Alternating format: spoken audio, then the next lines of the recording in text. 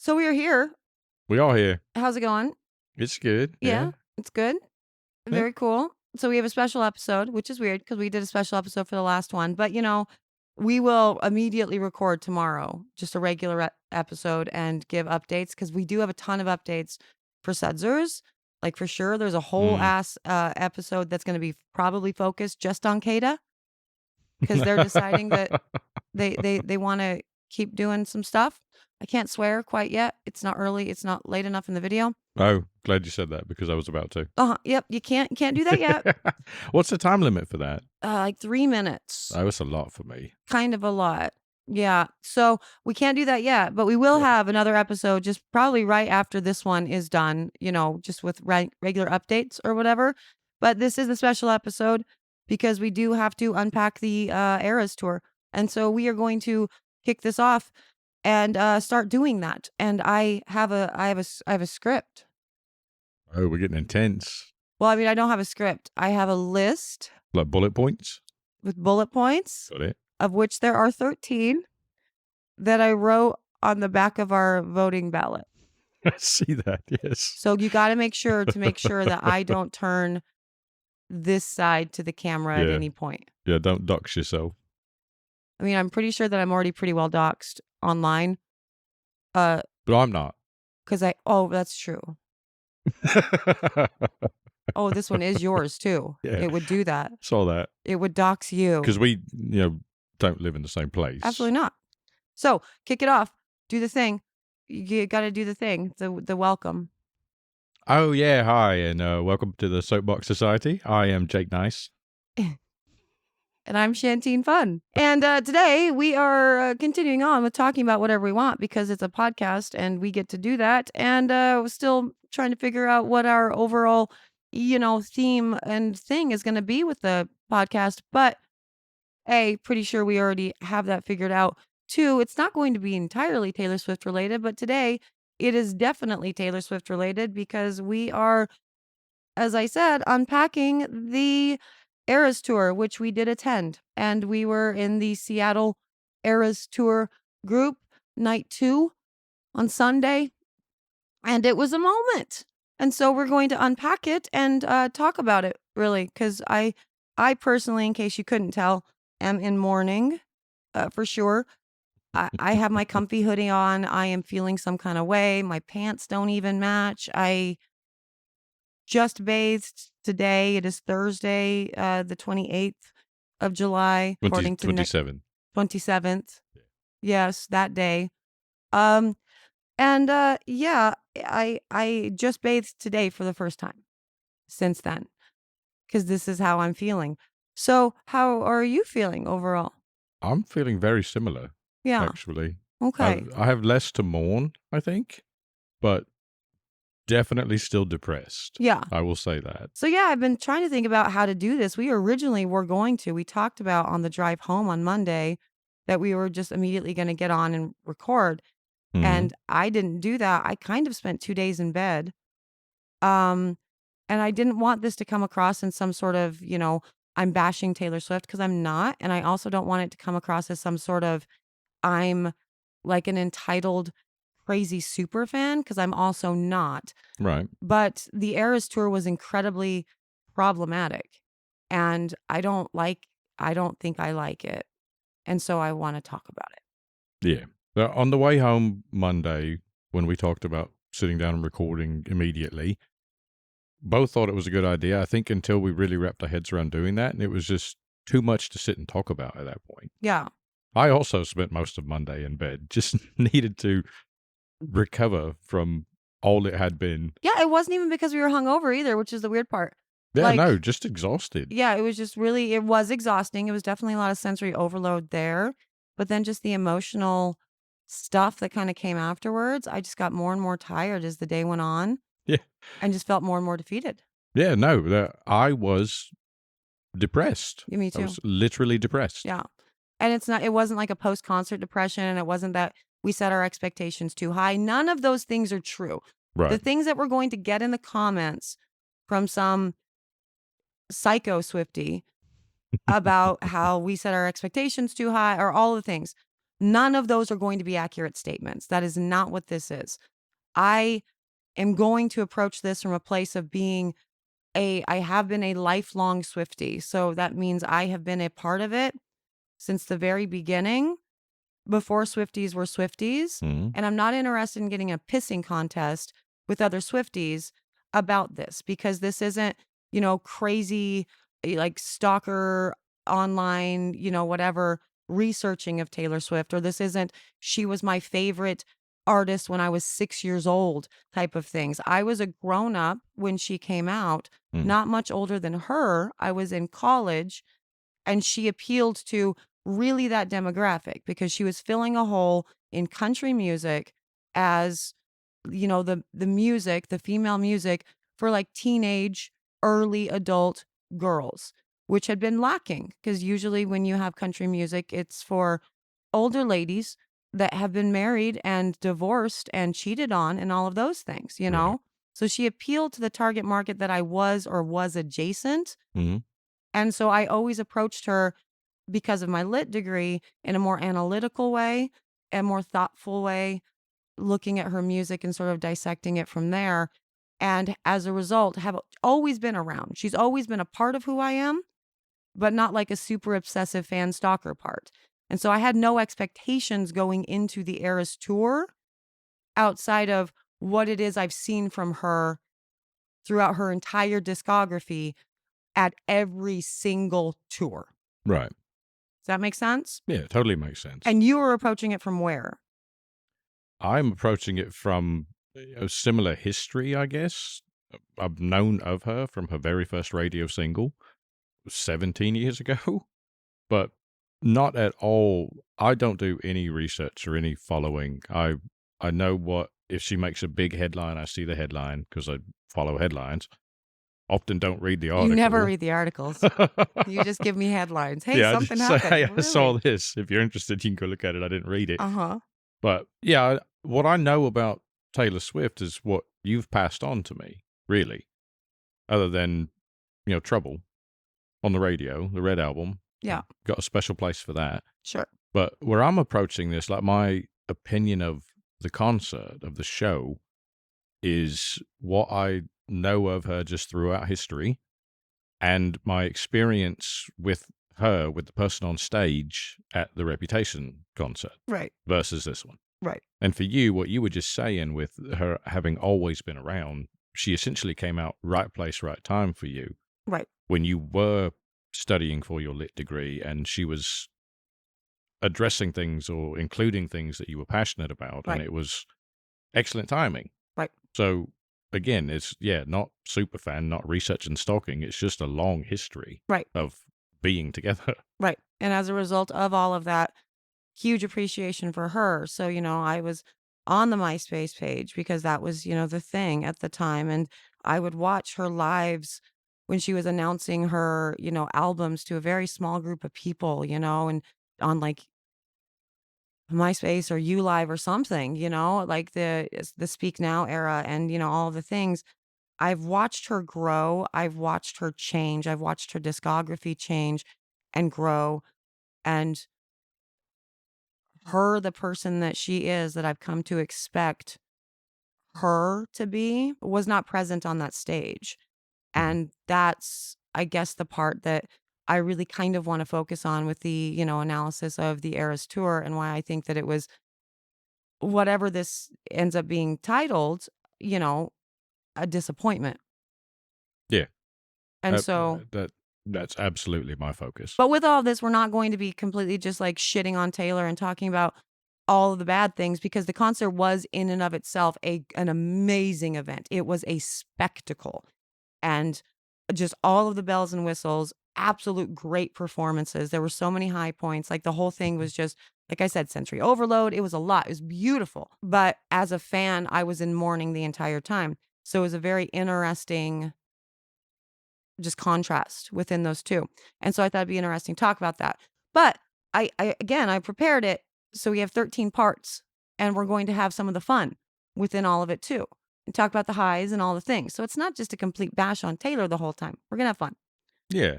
Yeah, we should hit some of the highs. Yeah. I definitely don't want to come across like I'm just saying it was a bad show. Right. Bad time. Certainly was not a bad show. No. At all. It's there was one element missing, one piece missing that to me is the biggest piece. Yeah, it's the most crucial piece. Taylor Swift wasn't there. Yeah. So that is the overall focus, and we can do things. We can do things. We are grown-ups with fully, functioning brains, and we can hold conflicting feelings in our brains and respect the artist and the talent and all of the things and what the Eras Tour was, and also have some criticisms without throwing Taylor Swift out with the bathwater. We can do this. We can do hard things. So that's what we're doing, but we're going to start out with some fun. And so, number one, we got to talk about the fit. The fit. What's the fit? What you wore. Oh. You're not up on the kid lingo. It's not cool. called drip anymore. It's called fit. No, it's the fit. Yep. So, I barely even learned it was called drip. Now we got to change it. Mm-hmm. Like 5 years ago. Oh. This is similar to me when I told all the kids to dab over Easter. Yeah. Yeah, I am always that person. Yeah, it's adorable. Boomer moments from a millennial. So, fit. Let's talk about your fit. Let's talk about our fit. What did we decide on? What era did we decide on? Red. Mm-hmm. Because Red.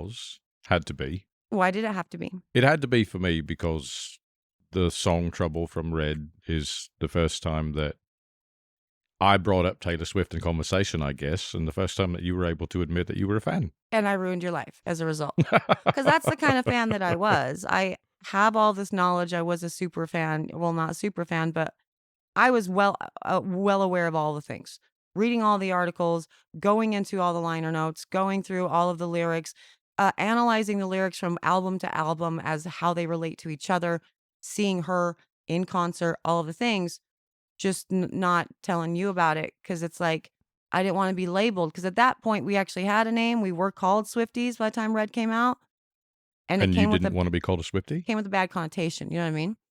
And so, like, super fan type thing. And I'm like, I'm not that. I don't want to do that.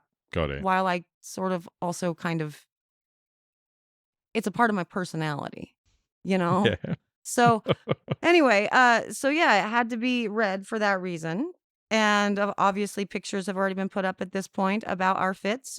But I brought something because you didn't bring it. And I thought that we could have a fun time with this and actually like show off the different fits. Mm-hmm.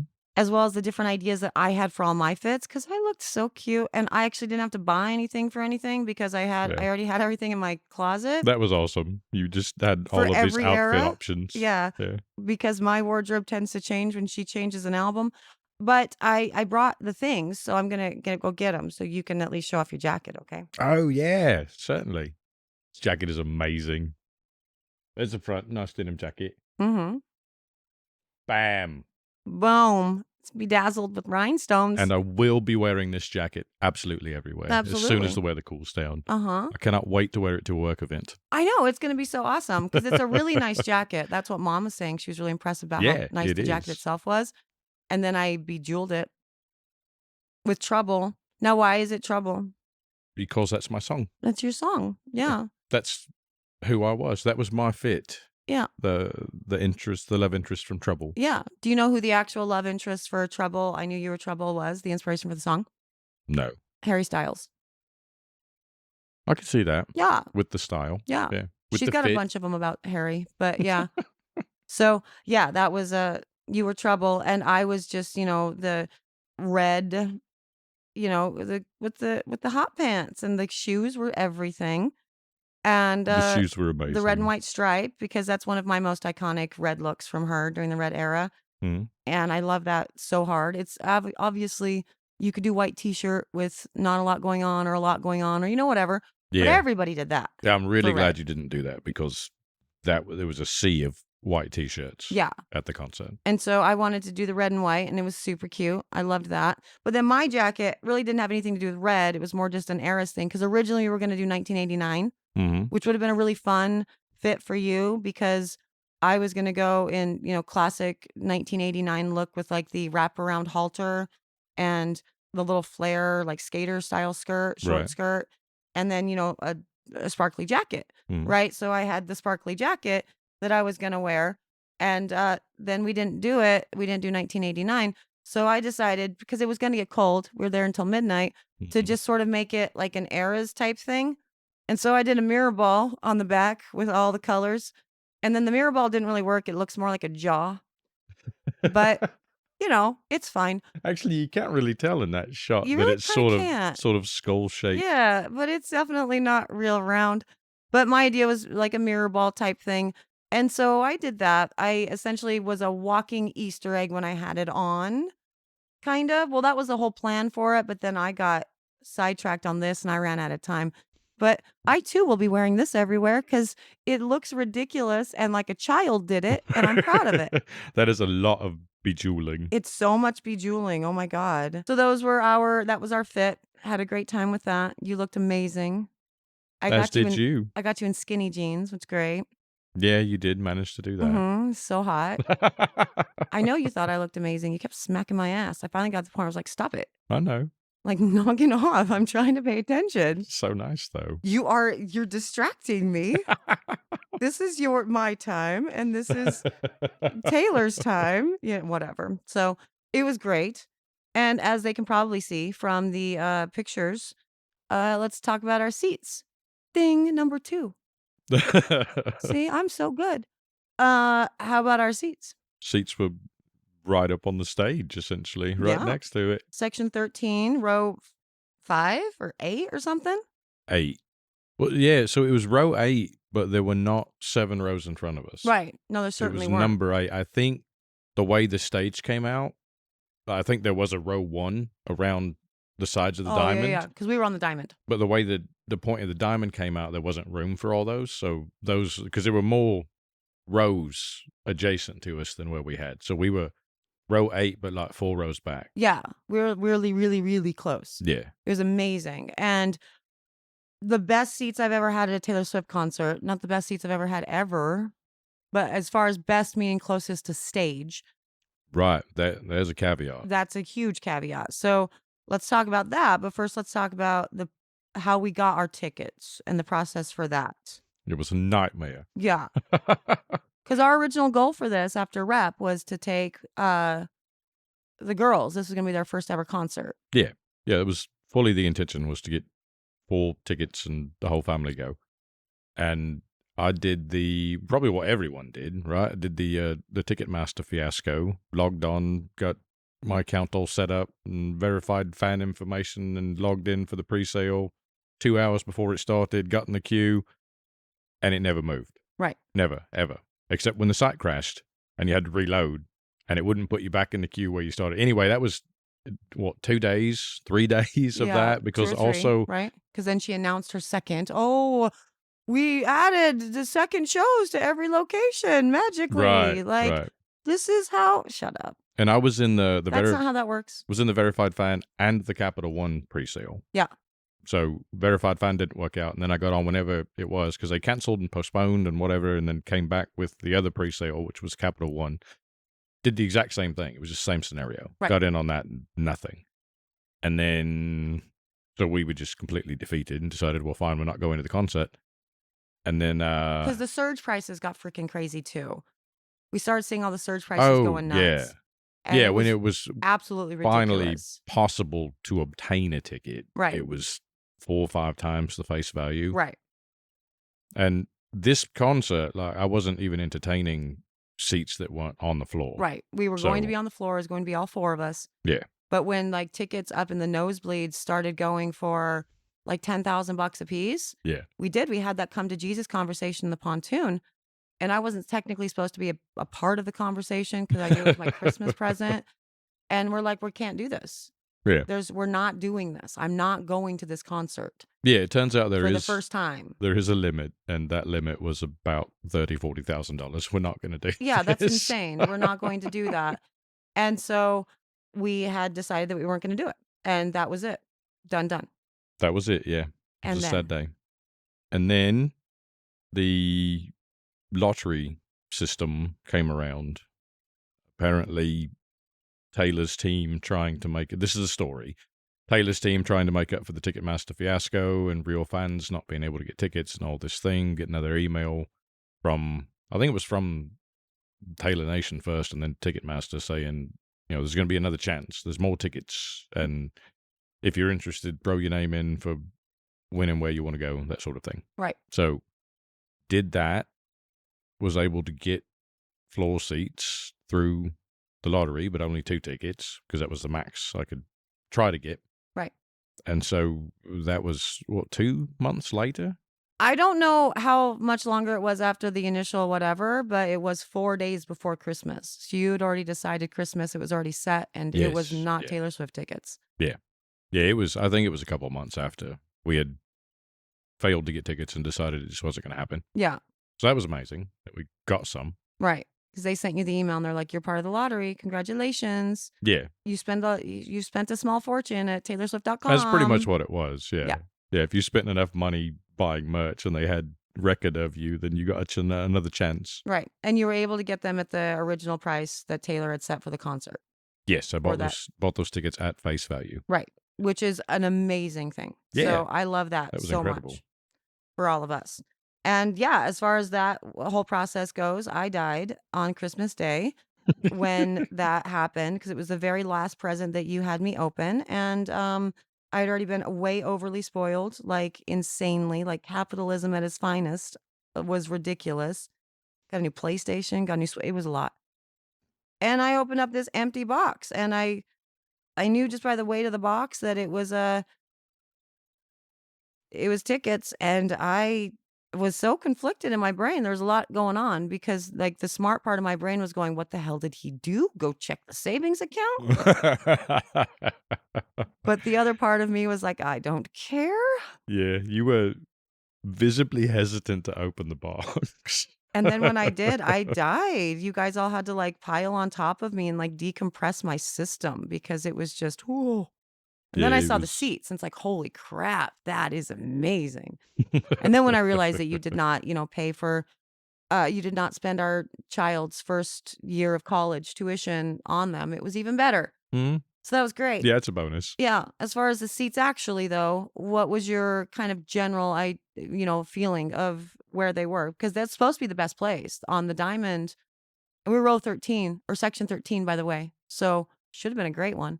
Yeah, that should have been like special. There should have been some special interaction because you're in section 13. But my overall opinion is that there is not a floor seat at that concert that gives you a good view of the show. Because the stage was so big and she did so much stuff with the actual floor of the stage. And then all the moving up and down happened right directly in front of us with all the moving up and down. Yeah, that part was right in front of us. Yeah. But the stage was 8 foot tall, like base level. Right. And then everything is happening up on these elevated platforms. And so the far side of an elevated platform, if they were staggered, you couldn't see anything at all. If this platform on our side was raised, you couldn't see beyond it because it was like direct eye line. Right. So you couldn't see anything going on the platforms out past it. Right. Which made it weird. And so really, realistically, for the Eras Tour, one of the best places to be would have been up in the upper levels so you can get the whole show. But you lose, theoretically, the crowd and like the feeling, because that's why I always do floor at Taylor Swift, because you got, the real Swifties down there, or the real ones. Right. And the feeling is amazing, right? So much energy. It's great. And you lose the ability to actually see Taylor up close and see her expressions and see how genuine she is within all of her expressions and the way that she's looking at fans and interacting with them, whatever. And so you lose that if you're not on the floor. But yeah, across the board, because there were so many different things going on across this unbelievably long catwalk of a stage. Yeah, the span of the stage was incredible. Yeah. We were closer to like the main front bit, I guess, like what you would call main stage, if it didn't come all the way out into the stadium and have the diamond, which was actually the main stage. But where, the screens and everything were set up, the house and all of that. Right. That we were very close to all that. But I do think the only real good view of that show, because it's so massive, would be aerial. Like you need a drone shot to or see like all 50-yard line.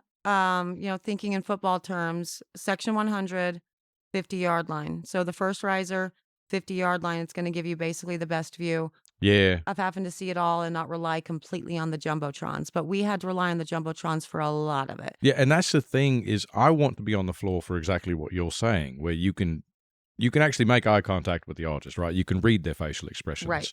And when I'm 20 feet from the stage and I have to look at the screen Yeah. to see what's going on, Yeah. I'm no longer happy with my seats. Right. And that was definitely the first time I've experienced that really at any concert. And I've been right next to the stage with a lot of concerts over the years. That was really weird. Yeah. It was very interesting for sure. Now, again, going to number 3, I guess we're talking about the stadium, overall the setup. Mhm. It was good for what they were, but it was that stage, like the magnitude of that stage, it really did basically span the entirety of a football field. Yeah, it was a massive production, Hmm. but it was a production, like it was produced to be filmed, Yeah. not to be attended. Yeah, well, we'll get into that later for sure. That's definitely one of the points that we need to talk about with all of it. But the stadium itself getting in, easy peasy. That was Any great. problems? Yeah, no, that was Any excellent. notable whatever? Popped right in. Yeah, so professional. Holy shit. Everything was so great. And that's what you always expect at a Taylor concert. Very easy peasy to get through everything. All of the people at security and everything's super nice. They're very accommodating for all the weird costumes that are going through. Yeah. The second you get in, you feel like it's a safe space. And so that's great. And everybody's very, very professional. You've got all of the, the merch booths and everything there with massive lines. So we were never going to wait in those, but I don't buy merch anyway.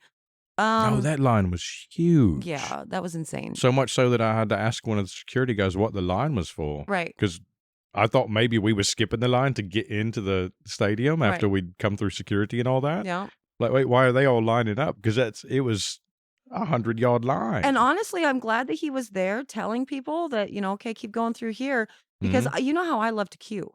Yeah, you see a line, you just pop in the back of I it. do. And like everything was just really well done. They had everyone, it ran freaking like seamlessly. All of the staff for the events, the Lumen Field staff, awesome. No problems whatsoever. They Yeah, had their stuff down pat. yeah, they handled it great. Yeah. To the point where, we were discussing before we went what time we wanted to go and how long it was going to take and that sort of thing. And we got dropped off by the car, walked in, thought we were going to have trouble finding the entrances right there, all the signage, pop in, there's no line, got a, wristband and a ID bracelet and got through, got a couple of beers, used the bathroom, got to the seats, and it was like 12 minutes. Yeah. It was so From the easy. time we got out of the car to when we got to our seats. It's Yep. like, all right then. Very tight ship. And so it was wonderful. So yeah, it was great. Love that completely. And walking into the stadium, going down because you're on the floor, so you're essentially taking the tunnels that the sports guys take Mm-hmm. to get onto the field, and so you're walking through the tunnel to get down, and we got there after like Gracie Abrams had performed. Yeah, she was closing out. Yeah, she was finishing up, and so people were already in their seats, a lot of them, most of them, and I just got real emotional right there just looking into a sea of Swifties, and everybody's so brightly colored, and I'm crying as if I'm walking past a security person, and they're just kinda nod like, "Yeah, I've seen this before today, don't worry." But it was great. It was very cool to see the stadium like that. I mean, I've seen it before. This isn't the first time she's filled out a stadium, so I don't know why everybody has a Yeah. big deal about it. Like, "Oh, wow, more traffic." Well, I mean, it's the same number of seats, Yeah, you know? you don't add seats to a stadium. And Right. with the size of that stage, they took seats away, I would think, from Reputation to this one. Could be. I mean, in Rep, they actually kinda had that entire back area inaccessible and blocked off. The stage, I would say, Oh, probably started yeah. at maybe the 30-yard line. Yeah, they did have that what Hawk's Nest section was Right. open That entire but yeah, for this everything one. behind there was yeah, so they basically tried to use every possible seat that there was Yeah. in the field with the production of the actual stage itself. That stage was all the way back against an end zone Yeah. to, utilize the entire length of the field. It was wild. Yeah, that's a good point. They probably did what seats they lost on the floor with the stage, they probably gained there. So, Yeah, and I've never seen stages quite like that. Because I was supposed to go to Madonna, and I looked at her stadium setup or her stage setup. She wasn't playing at the stadium. She was playing at like the hockey stadium or Key whatever. Arena. Yeah. And so it was kind of similar in that you had jut outs, and you've seen that before for certainly different like sub stages at concerts before, Right. but I've never seen a catwalk that long. I've never seen a stage that freaking long. No, it was incredible. Yeah. And so that was a really cool setup for sure. And so I guess this is number 4, stage setup. And yeah, so long, big, all of the things. Relied pretty heavily on the jumbotrons in the back. Well, the jumbotrons throughout the entire stadium. There was so many screens. Yeah. Yeah. Tons of screens. And then also with the scaffolding from Rep, relied really heavily on the scaffolding and Mhm. changing with all of that. But then the new addition of, again, like I said, things rising up and down in the diamond. But certainly there were a lot of trap doors that she was coming in and out of, and Mm. the dancers were coming in and out of. And Yeah, they the were dancers getting, would just appear on stage. yeah, like, where did you come Yeah. from? It was wild. But yeah, it was but pretty simple. Like the actual look of it, it's just very industrial looking, much like Rep. Not a lot going on. Yeah. No big props until they're absolutely needed. Yeah, and then they come from nowhere. Yeah, they came from nowhere. Now, with the whole performance and everything, I was wondering how they were going to be able to pull this off with 10 eras, huge feat, 10 completely different eras, and get everything out and set Mhm. seamlessly like she's done so often in her career. I mean, Speak Now tour comes to mind for sure because she had huge scenery with trees and bells and all kinds of stuff going on, and like a wedding chapel at some point, banjo picking, all kinds of crazy stuff Mhm. that was brought out like seamlessly as part of like the end of one song into the next. Stuff started moving. Mhm. Um, and she did a lot with Rep as well, bringing the props on stage as part of the whatever, like the giant drums coming out and then the fountain and whatever. Yeah. Um, I was wondering how she's going to be able to pull that off for 10 completely different and one would argue disparate, which we will get to later, eras. But she didn't without taking an intermission because it's like a production, like a Broadway musical. How are you going to do this? Because in a Broadway musical, they close the curtain and they change stuff out. Yeah. And she didn't. She did close curtains and took little baby breaks. All the lights would go off every once in a while. Baby breaks, enough times to, bring some set pieces on. Yeah. They were still incredibly quick. For what they were swapping out, For like, the sure. crew in charge of that was amazing. Yeah. But I do distinctly remember with Rep watching people bring things in and out, Right. drums and fountains and things moving around. I was actually fine with that. I kind of like seeing that part of the production. Like, you Right. don't need to turn the lights off and do this hidden for Right. me, but I understand why you would do it. Yeah, but when they were But bringing them out for Rep, they made it part of the thing. So they're yeah, playing the drums as they're coming in, and the drums are actually going to be used for 2 frickin' songs. And so it makes sense, it's the same thing as the fountains coming in for whatever, or, it's shiny thing over here, pay attention to Taylor at this substage here mhm, while they're bringing out a fountain or, whatever. And so then they don't make it a part of the actual performance, but in most cases they did. I guess it would be hard to bring out like a giant house, which I did not see. I do not know how that came out. Actually, I was not paying attention because I was sort of taking those moments to sit down right. and give my feet a break because I decided to wear heels. Yes. So I did not see how that happened, but it would be harder to sort of make that a thing. Yeah, I was sort of looking around and not really paying attention to where things might be coming out, so I didn't see that happen either. Right. So, yeah, the stage overall, I thought it was a really great setup, smart setup. I understand why they took at least a week at every event to get it set up, Right. and all the different cranes and crap that were in there. Wild. Yeah. And then also why it took like some ungodly number of trucks. Do you remember? I don't remember. I know it was absolutely insane how Yeah. many rigs they had to have. Huge. Oh, we didn't check in the parking. I didn't see any trucks parked on the side of the road this time. Oh yeah, I didn't see any either. Actually, that whole street was not blocked off. It almost felt like it totally was blocked off this year, unless they had us going into a different entrance than they did for Rep. I don't Yeah. remember. We didn't get around to the side with the parking lot, so maybe things were around there. True, and we did have people that were tailgating in the parking lot, Right. which I thought was weird. But yeah, that was the stage. The stage was awesome.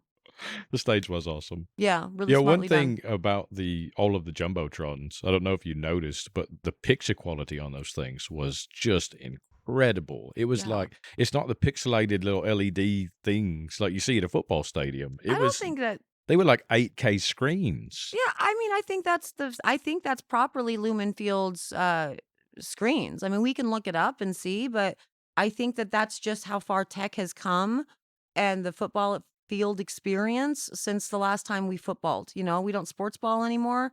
The last time we footballed was that stadium. Right. And you know, it was, you know, fine, but since tech is so cheap these days, like it was an 8K Yeah. screen, whatever, for I a guess I football should team, who expect it for cares? Taylor Swift. Yeah. Yeah. So I was wondering that a lot though, if any of those jumbotrons were hers that they installed, or Right. she was utilizing the stadium's you know, actual jumbotrons.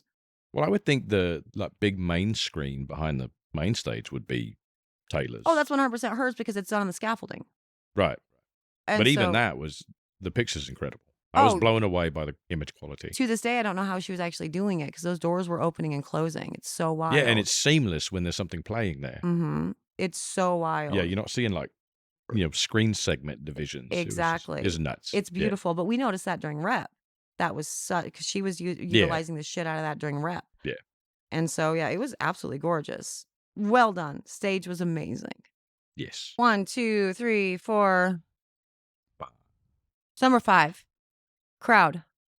So earlier I was saying, you know, one of the benefits to being on the floor for any of the concerts of any person that you ever love, you know, that you're like, there's fandom and there's fandom, is the actual vibe and the energy of the crowd because it's amazing. Those are where the real Swifties exist. That's where you want to be.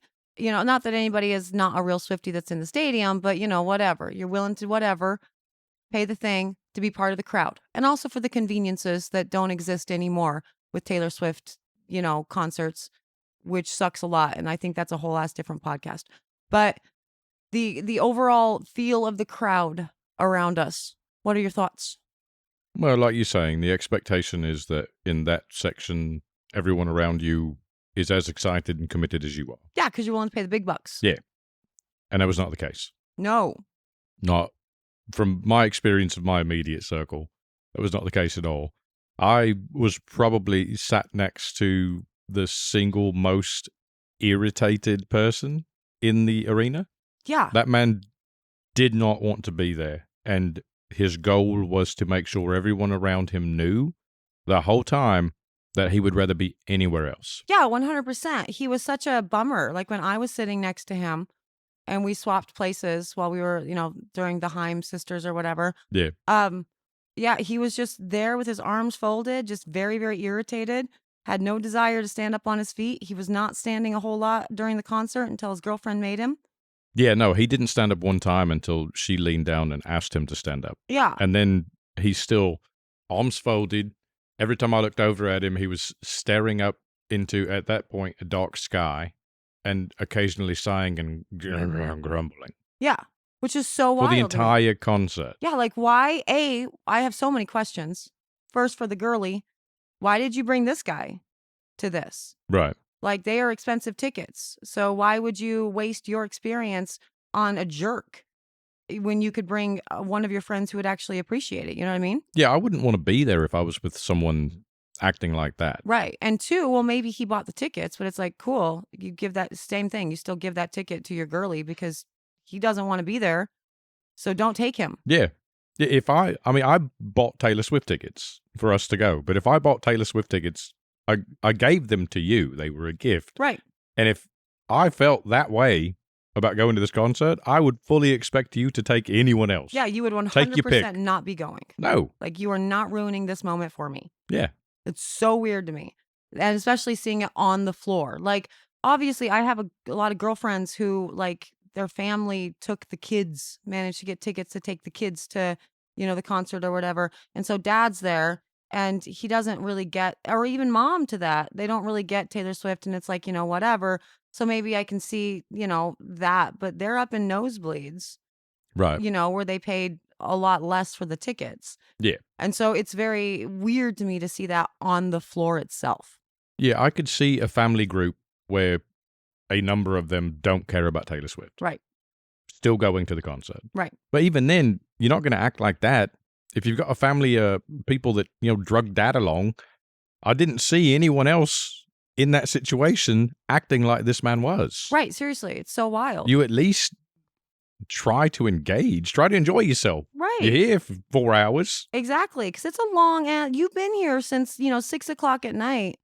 You Yeah. don't get out until midnight. You're there for 6 freaking hours. You can at the very least pretend to have a good time. Try. It was so weird. But then the group right in front of us, No, the group that was there for the second night. they became my enemies immediately because of that shit. Understood. Yeah. But first up, because this was when Haim was performing or whatever. Haim, I don't care. Also, they're cool. So I think I'm going to start caring. They were cool, yeah. Because I really liked them. Yeah. They had a really cool, like they do their own instruments. Very, very awesome. Mm-hmm. They're very talented. Their songs were cool. I enjoyed them. But one of them got up, I think it was Esty, who, and she was like, so how many of you are here for the second time? You were here for night one. Yeah. And not a ton of people cheered, but the whole row in front of us cheered. And they were all dressed in Lover. So that tells me exactly what era you entered in, which not to say that that's actually true, because again, we read, but that was the era that you kind of entered in. Right. Whatever. But they were all dressed in Lover, and it turned out throughout the rest of the concert that you didn't know a lot of the lyrics. I'm not trying to be that. I'm not trying to be the pissing contest or whatever. I'm the better Swiftie because I have all of these memorized and just they're written on my heart. It's not that. No. It's just you're not whatever. And if you were a real Swiftie, I honestly feel like you would not have gone to 2 concerts in a row because of how hard it is to get the tickets. Knowing how hard it was to get the tickets. And so what that meant was that for that group of 5 people in front of us, they went to both nights.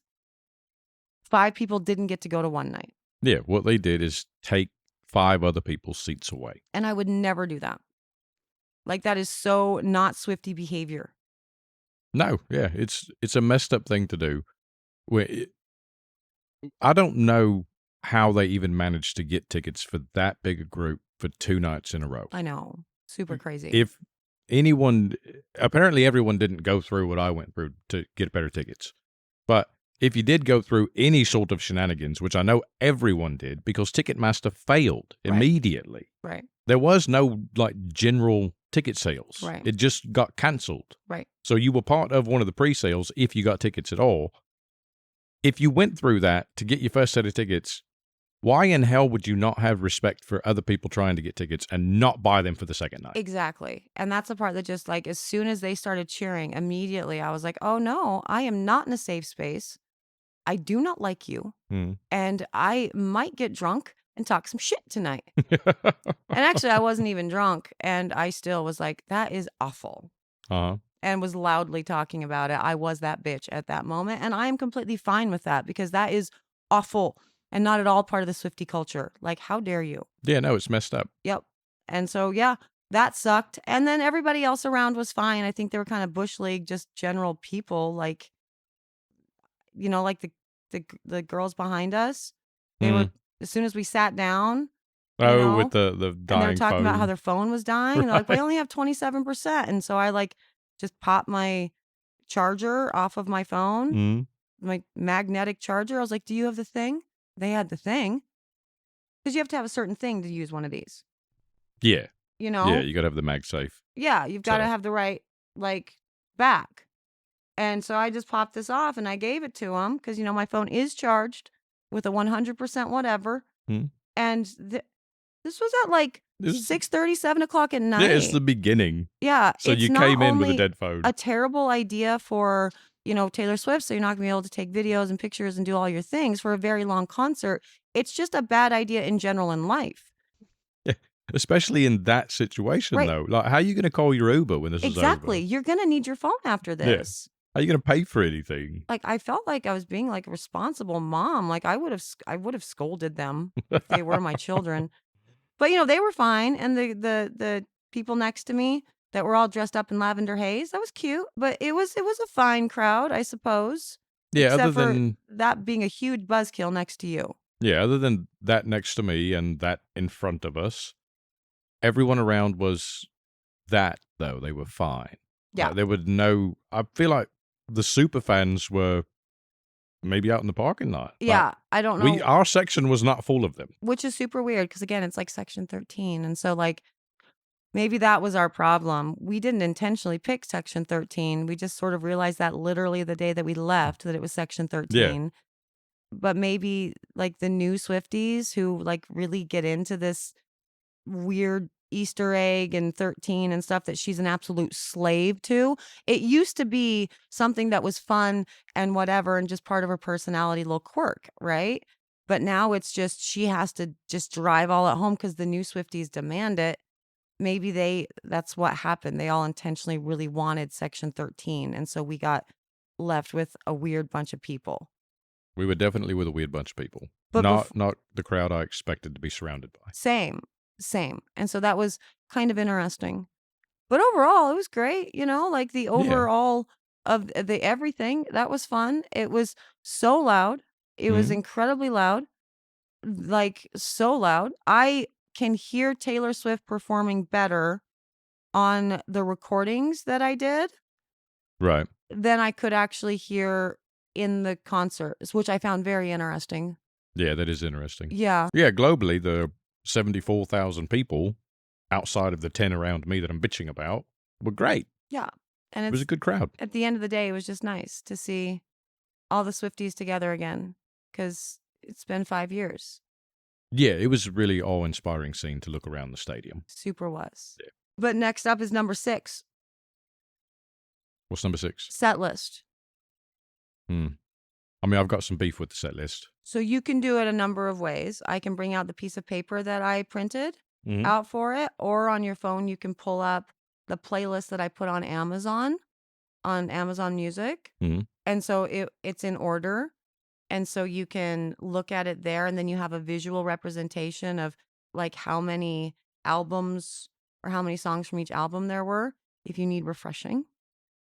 Yeah, and so that's the set list that we actually heard. Yeah. Because when you printed out, it had the asterisks, and this was changed, and that was changed. Well, for the set list that I put on the thing on Amazon, I changed it only that I put in the ones that she originally started with at the same time of the swap outs.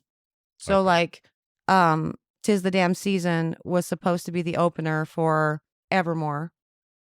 And she changed it to "No Body, No Crime" because Haim had started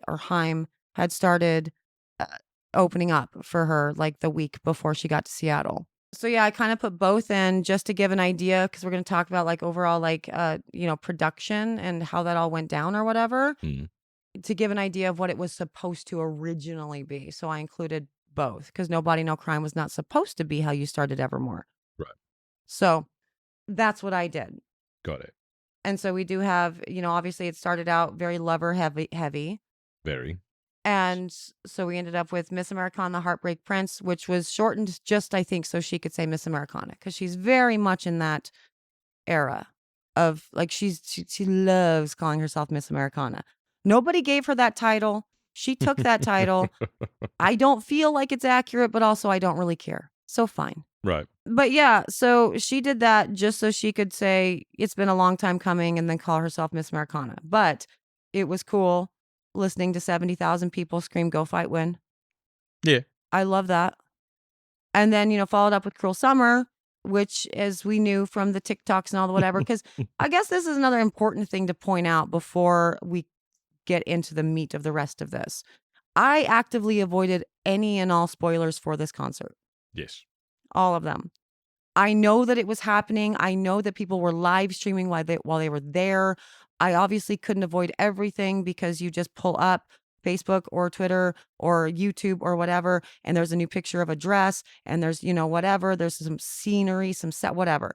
I was not looking for any of this information. I actively avoided everybody's, like even my favorites, my YouTube faves, avoided their videos about the Eras Tour and whatever. Like I am not going to, I go into life like this. I do the same for video games, for movies. I do none research leading up to something that I really, really love. And I just want to experience the way that she wanted us to experience it. But a lot has changed from rep to now. A lot has changed in 5 years. The Zoomers have entered the chat, and they very much like live streaming their lives. And that's not what you were experiencing at the rep concert. It's very, very rare that you would that even occurred, if it ever did. Obviously, people were doing little filming stuff, but it wasn't like a live streaming the whole event. Right. And I don't know that she prepared for that huge change, but she did make up for that throughout the tour in big ways, which again we'll talk about later. But Oh, gotcha. Yeah. one of the things I did know from TikTok, because I couldn't get away from it fast enough, and I got hooked in, because like the title was, I spent 6 weeks learning this just so I could sing it with my daughter, Mhm.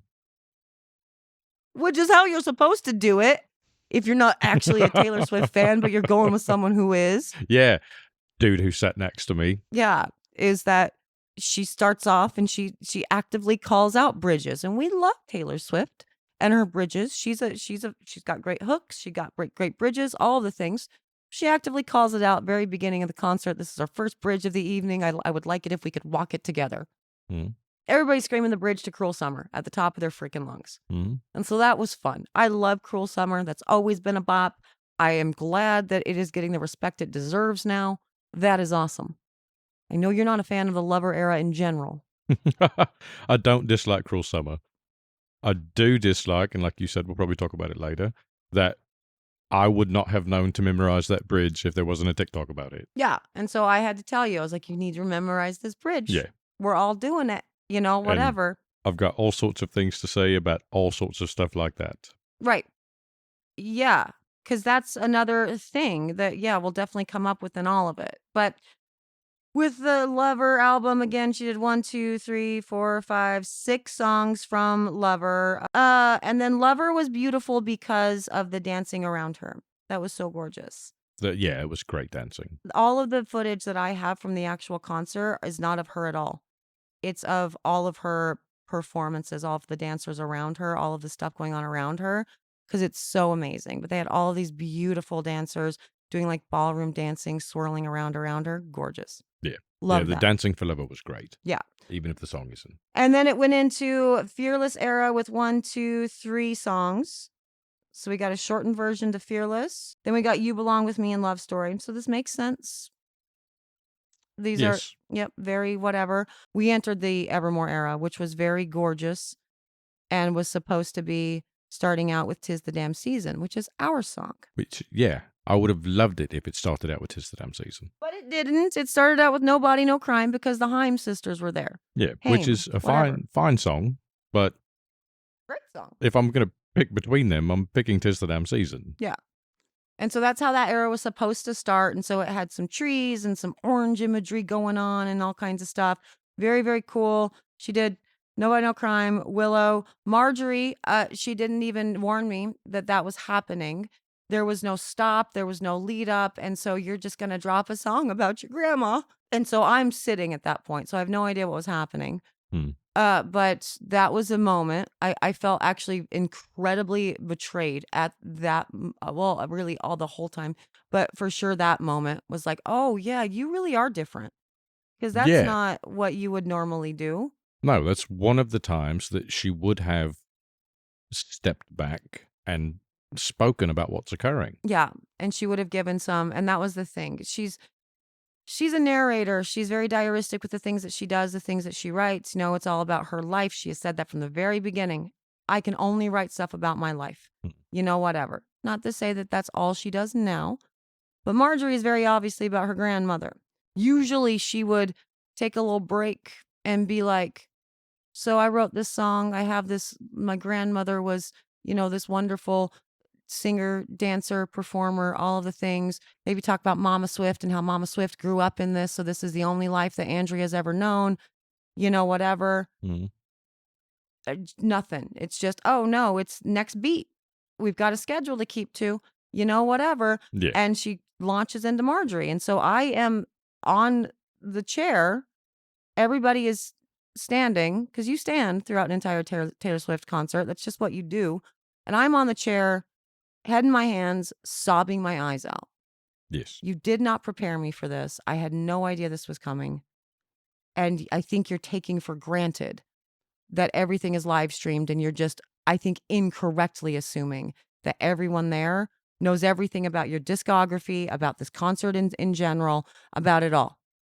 You're not prepping us for any of this shit. You just assume that we already know.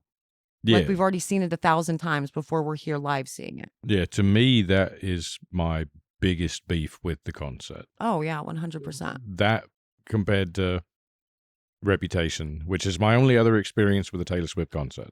I've only gone to Reputation and then this one. But in Reputation, I didn't go in with all the background, knowing everything Right. there is to know. Right. And I felt informed and included by her Mm-hmm. through the whole show. From the Nothing- stage. Nothing didn't make sense. Right. It was like the show was put together for someone like me. This was explained to me as we went along. There were stories that accompanied the songs. Right. And so when I heard the song after she told the story about, its origin or its meaning of what she was thinking or feeling or whatever, the song meant more. It worked better. Right. And then I went into this show expecting the same thing, and I guess figured out. I didn't really even figure it out until we were talking about it later after the show, the next day, with all of this, that if you're not following her Instagram or her TikTok or her Facebook posts or whatever, or just someone watching else, everybody else. someone else who's been to the show, Mm-hmm.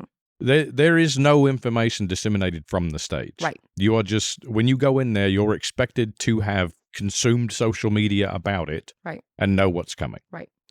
And so that's doing a terrible disservice to not only her fans who, again, they want the magic, they want to lean into the magic and experience it the way you wanted us to, and not do spoilies, or to yourself, because for every one of you at Rep, there's thousands of others in the stands that are there because their girlfriend wants them there, or because their best friend wants them there, or because their kids want to go, or, whatever.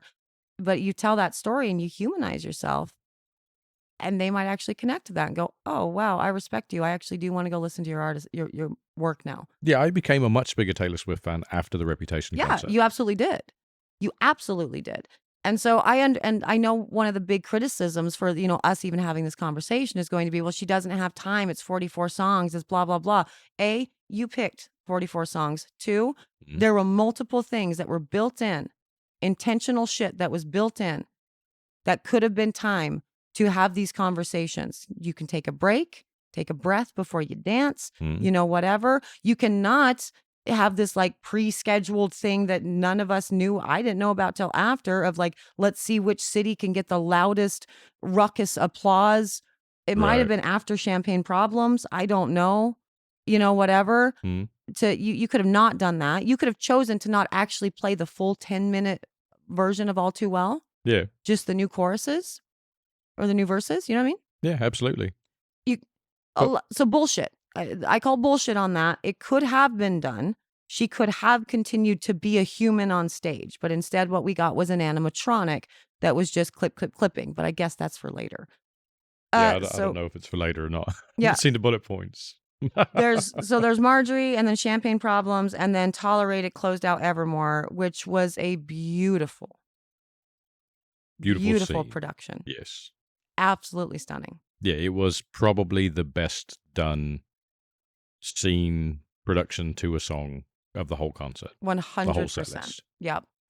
And that was at the main stage. And so they had taken out this giant table, and she goes to like set the table, and she's like literally going through laying the table with the fancy shit.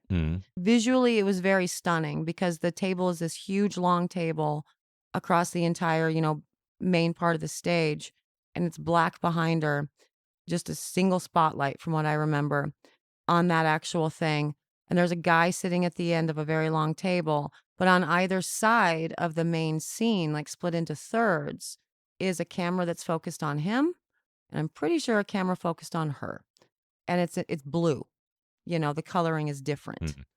And this one camera that's focused on him, that's what I filmed, because I was like, this is actually very stunning. But I filmed that the entire time, and you're watching his reactions as she's singing and, whatever. And then you can see her dress sort of swirling into his shot. And I kind of look over at the main part of the stage, And she's like losing her mind on the table, dancing around the table and shit, and it's like, look at me, pay attention to me. I'm standing here in front of you. Such a good representation of what that song is. Yes. So such a visually perfect thing for the beauty of that song. Yeah, that one Loved was it. great. Yeah, amazing way. And I'm glad that she included Tolerate It because it's one of my favorite songs ever. And then we walked into Rep. So we got 4 songs from Rep. Mhm. Started out with Ready for It, which is what we started out Rep concert with, which makes sense. It's the first track, all the stuff. And it didn't have quite the impact on me as Rep did for the Rep tour, Ready for It for the Rep tour. Yeah, opening the Rep tour with it was amazing. It was The gorgeous. way it was done was incredible. Yeah. But, that was cool. And then Delicate, which she only sang so the whole stadium could scream 1, 2, 3, let's go, bitch. It's the only reason that she sang it. Don't Blame Me, Look What You Made Me Do.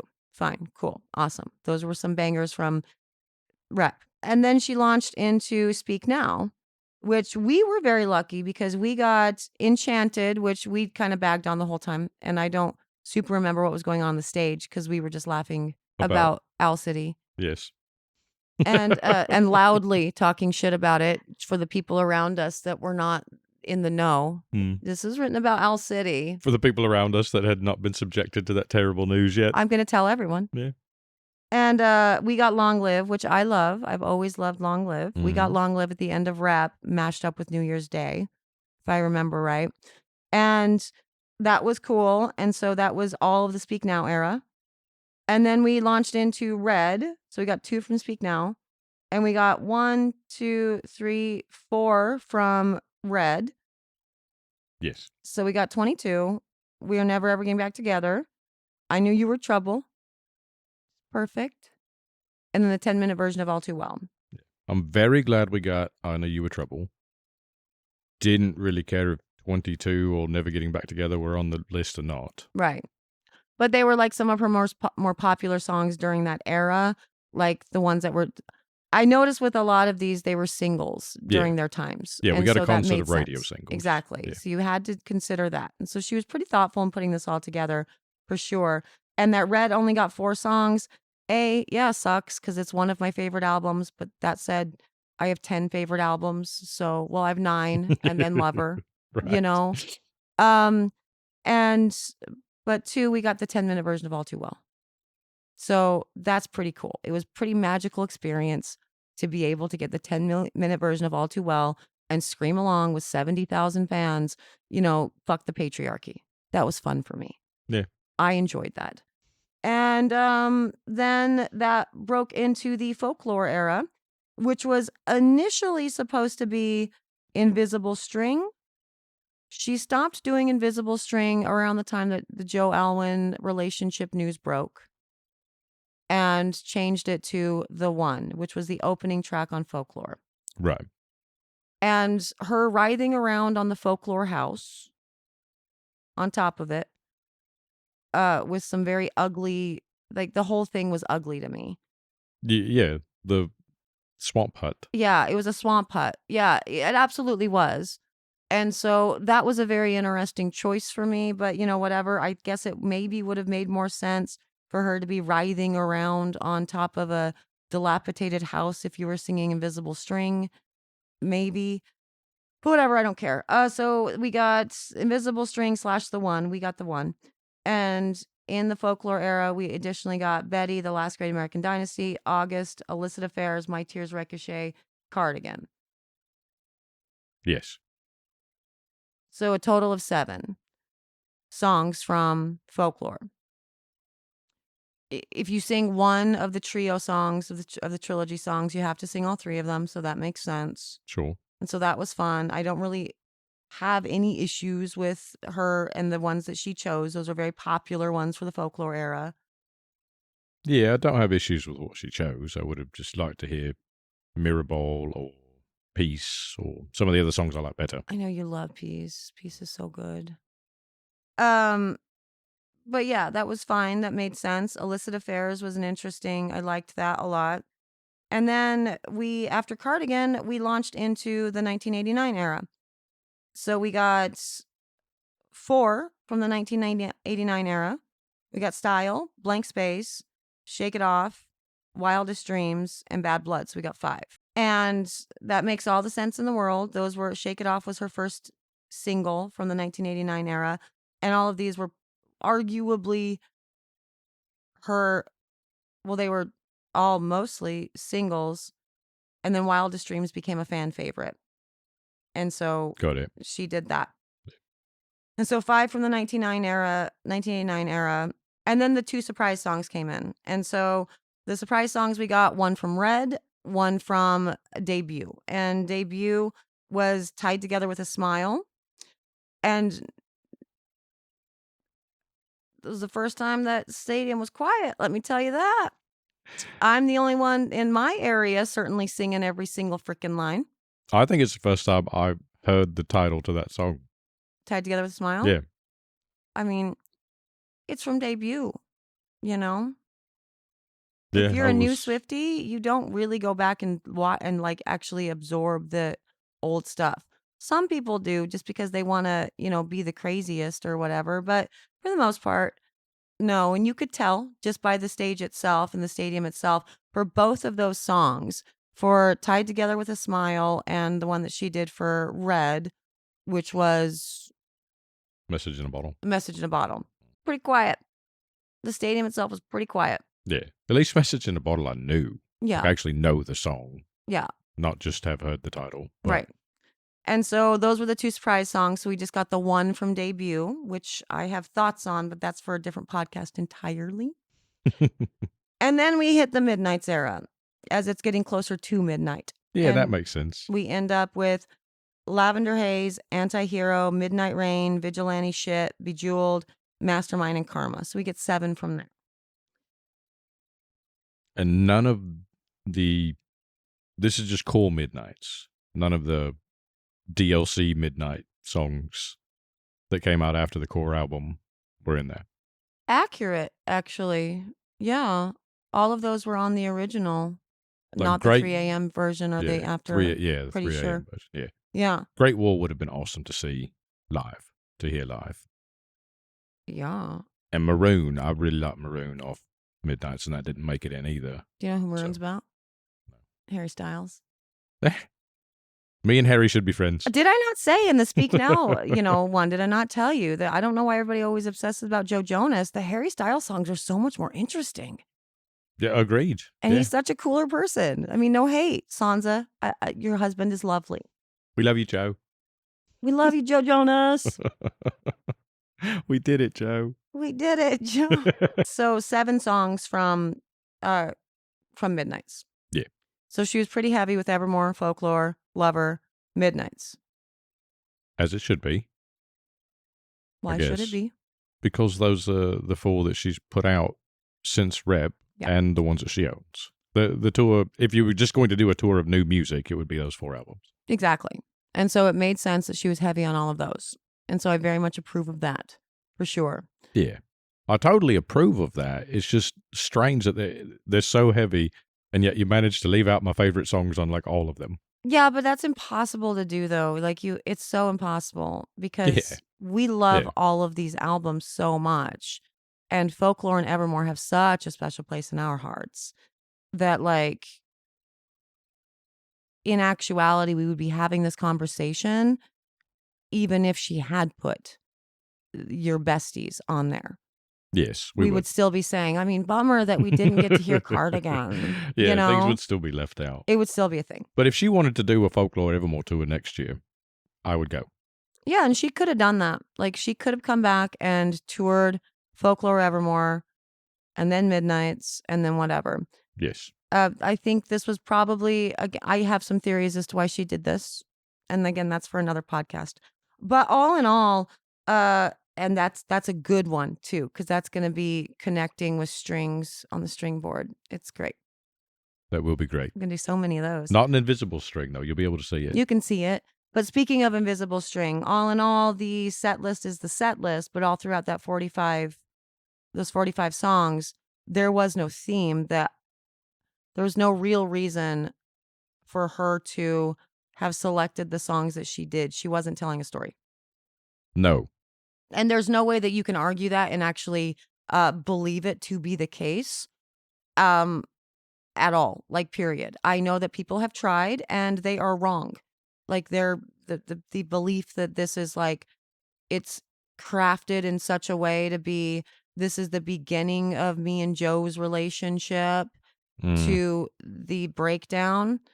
I mean, yeah, if you want to start it with Lover and end it with Midnights, that's literally accurate, you know? Right. But in actuality, no, the way that these songs are put together, you're not telling a thematic story throughout all of this.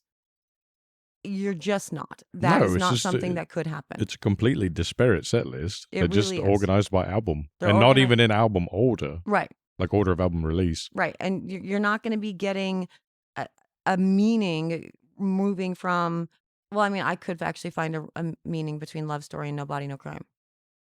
Because Romeo and Juliet, you know. Yeah, sure. But you can insert your own headcanon to maybe do it, but in actuality, there's no possible way. It's like you're going from Willow and, you know, all of the widow, the whatevers, and Marjorie. Now we're gonna talk about Grandma, and then we're gonna go to Champagne Problem. No, it doesn't. This and it's certainly not telling the story of Joe. So Yeah, no. In order to make this some sort of invisible string thing, you would have to go, well, like, if you just take every third song, I don't know if that would work and out maybe either. that but could be a thing. You know, maybe it was every odd song every or whatever. fifth song, yeah. So whatever. Oh, I would actually like to go through that set list and see how many of her number fives, how many of her track fives are on it. But this was not a story. How Hamilton tells a story, Right? that's not a story. Yeah, with the occasional bit from earlier to tie it together. Right. There's no story. No, So- there's absolutely no story. It's just a list of songs. Right. It's a concert about history of her album. Right. It's her discography, and that's the story. Those are the things, and they're grouped together by whatever. And that's all there is to it. And you will never tell me otherwise, because since actually knowing all of this and printing this out and allowing myself to listen to all of these together and absorb what this all means, no, that is not a thing. Absolutely but the set not. list is great. And 45 also, songs. changed. So Exactly. this is the original list, and there's no story. And then you change songs out. Exactly. Yeah. No. But yeah, so that's it. That's the set list, and overall it's great. There's a lot of bops. Yeah, it was great. Set up really well for downtime, for, you know, whatever. I maintain you could pick 4 or 5 songs out of that list, scrap them, and spend some time on stage talking to us. Yeah. So next up, we're actually going to talk about performance. We've been touching on it a lot, but just kind of really focus on it in totality. The overall performance is number 7.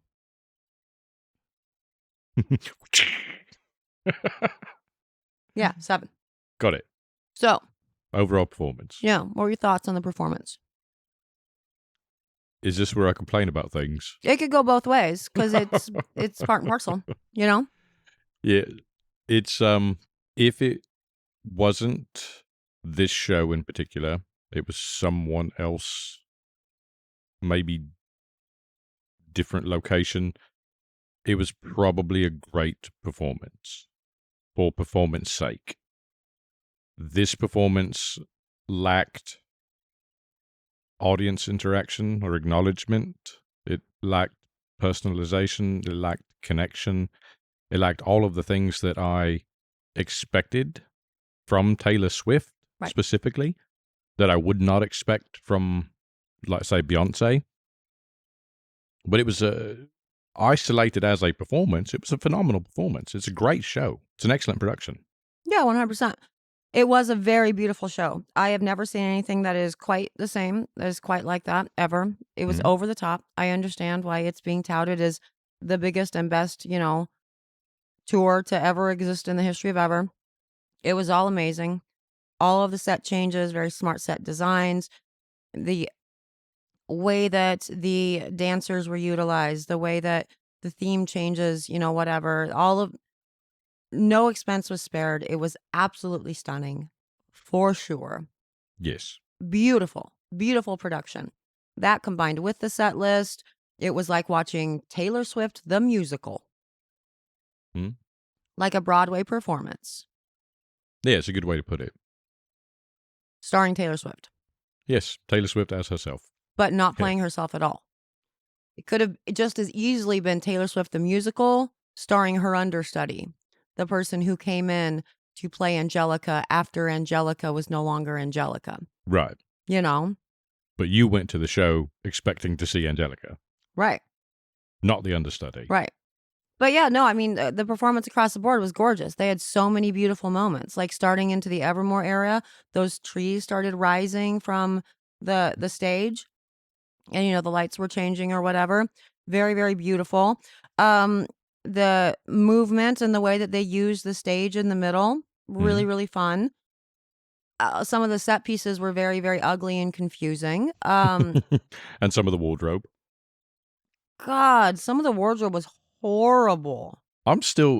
This goes along with it. I'm still confused about the folklore house, where she just said, you know, we brought the folklore house to Seattle. Number Right. one, what makes that, you know, Bobby Boucher Bayou Shack the folklore house? And two, I feel like you said that like it means something, and I should understand more than I'm understanding right now. Both of those things are accurate points.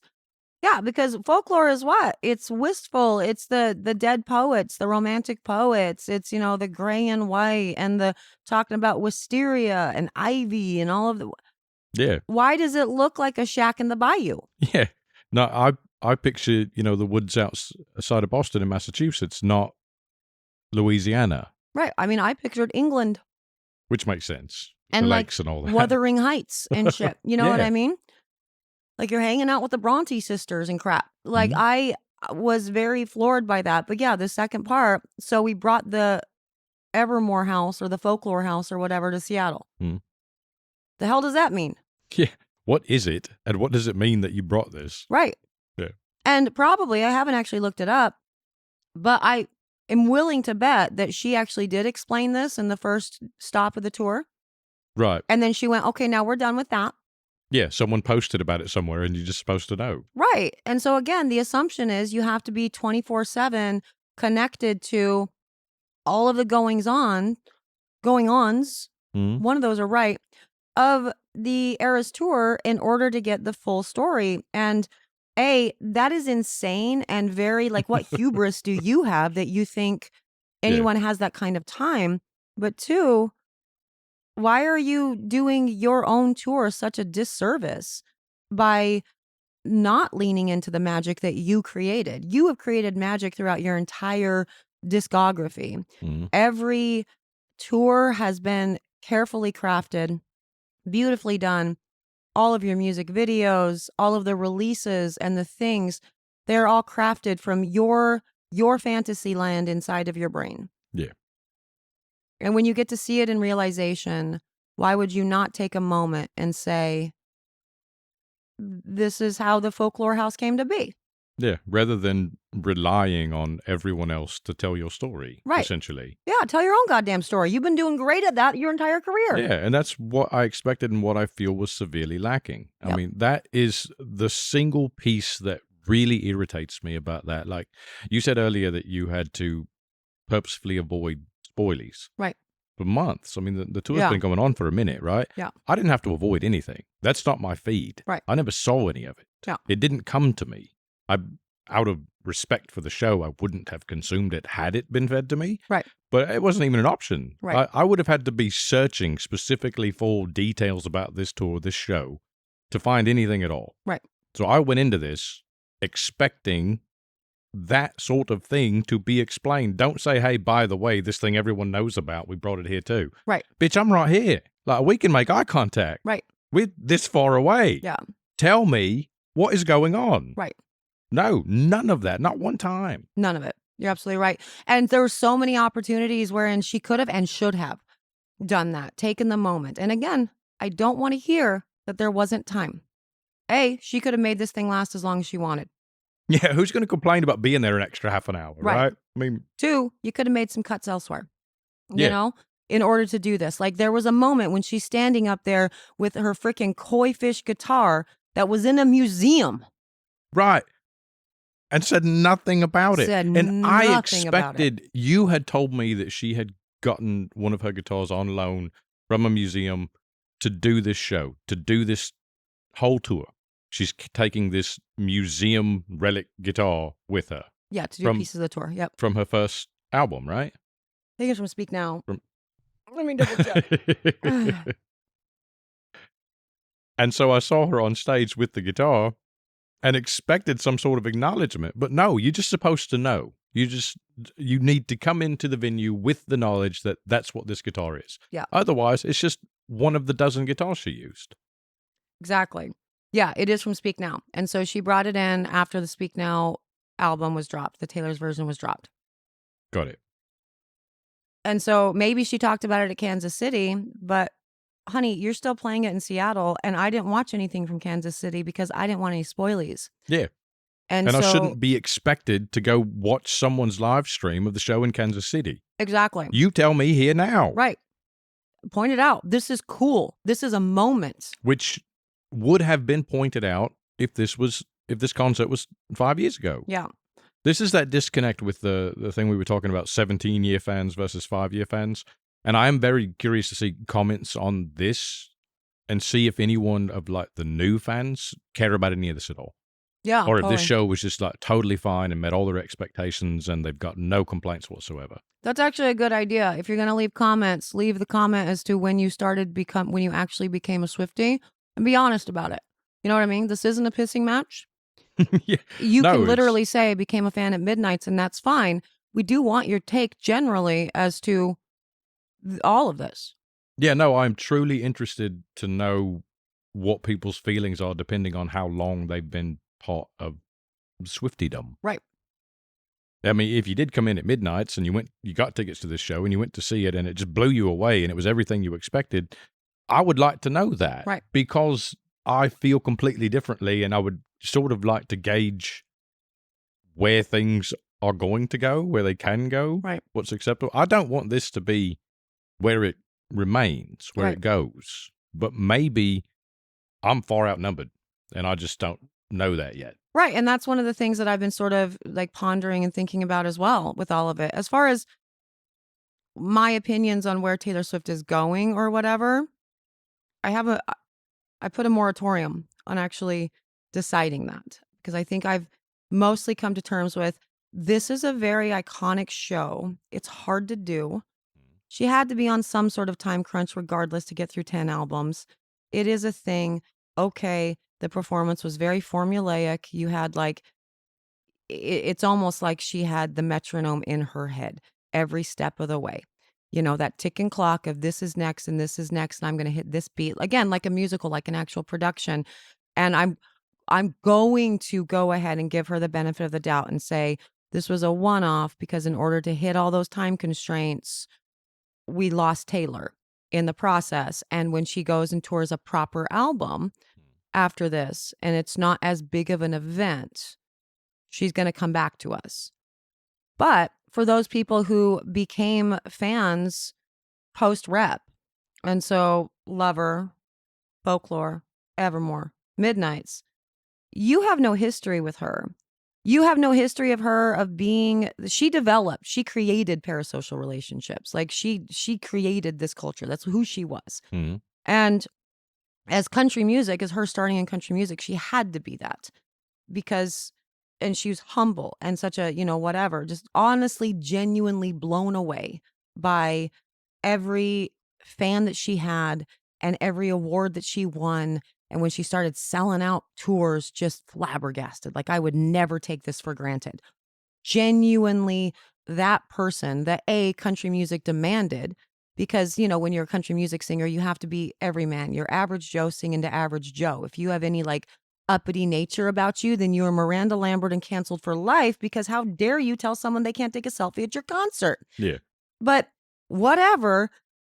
she was that, but she also was that. She played the part, but I never thought it was a part that she was playing. The genuineness, how she connected with her fans, the secret sessions that she would do, the VIP events that she would have after the concerts and all of the things. And I'm not saying that she had to have these for this, and I don't want to hear any comments about why she didn't. I understand why she didn't. Right. Although I will also argue that it's a bad reason, because people are going to say she didn't do any, VIP meet and greets for this one because Andrea is sick and we don't want to expose her to whatever, Andrea was sick during rep and she did the rep room. Yeah. She was still doing that. No, so everything has changed. And so, a lot. Yeah. And so whatever.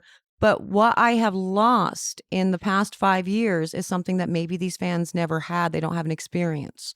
What I have lost is Taylor Swift, is the actual genuine person who looks around a stadium. And I know people have been bagging on her about that forever, including us.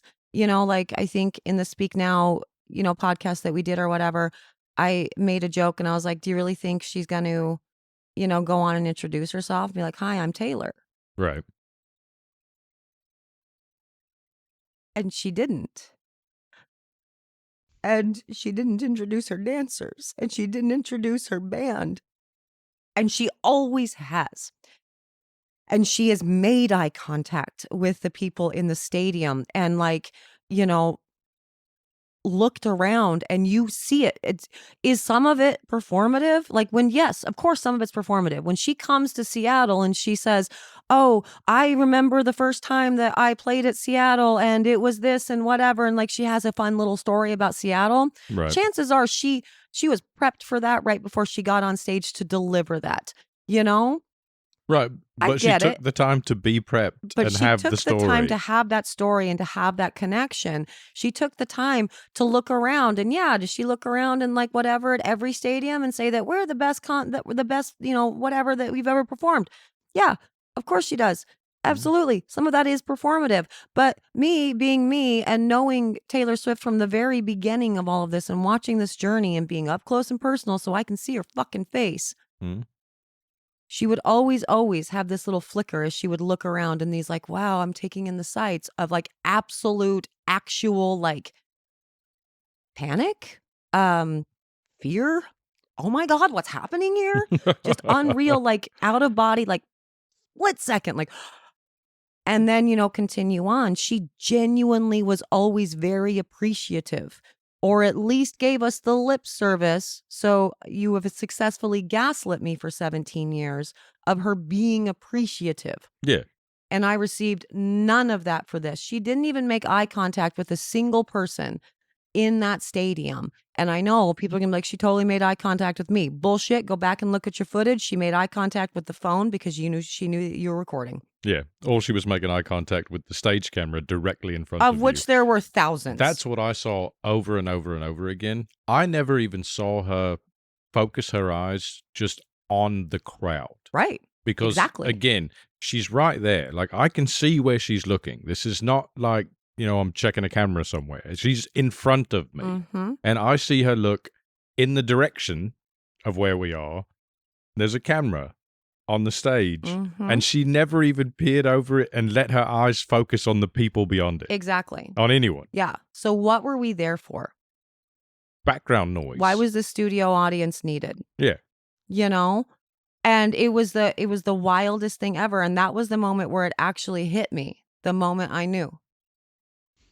There's so many Taylor Swift lyric references going on here. Yeah, because it had already felt so weird, right? You get into it and, her intro is gorgeous. Again, the production is so beautiful. She comes in and there's all these big feather things that are, for her intro and the Lover album and, whatever. And she magically comes up from under the stage, whatever. I don't understand the feathers, but they're cute. I'm here for it, whatever.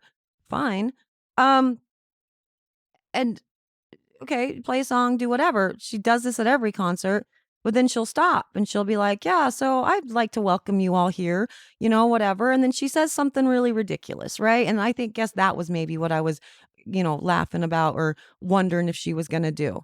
Is she going to actually tell us the whole, you could have been anywhere else There's so many other things going on, and you chose to spend your evening with me. Right. Like with this like gratitude thing that I know, again, people bag on her for, and me too, but like in a cute, adorable way, like whatever.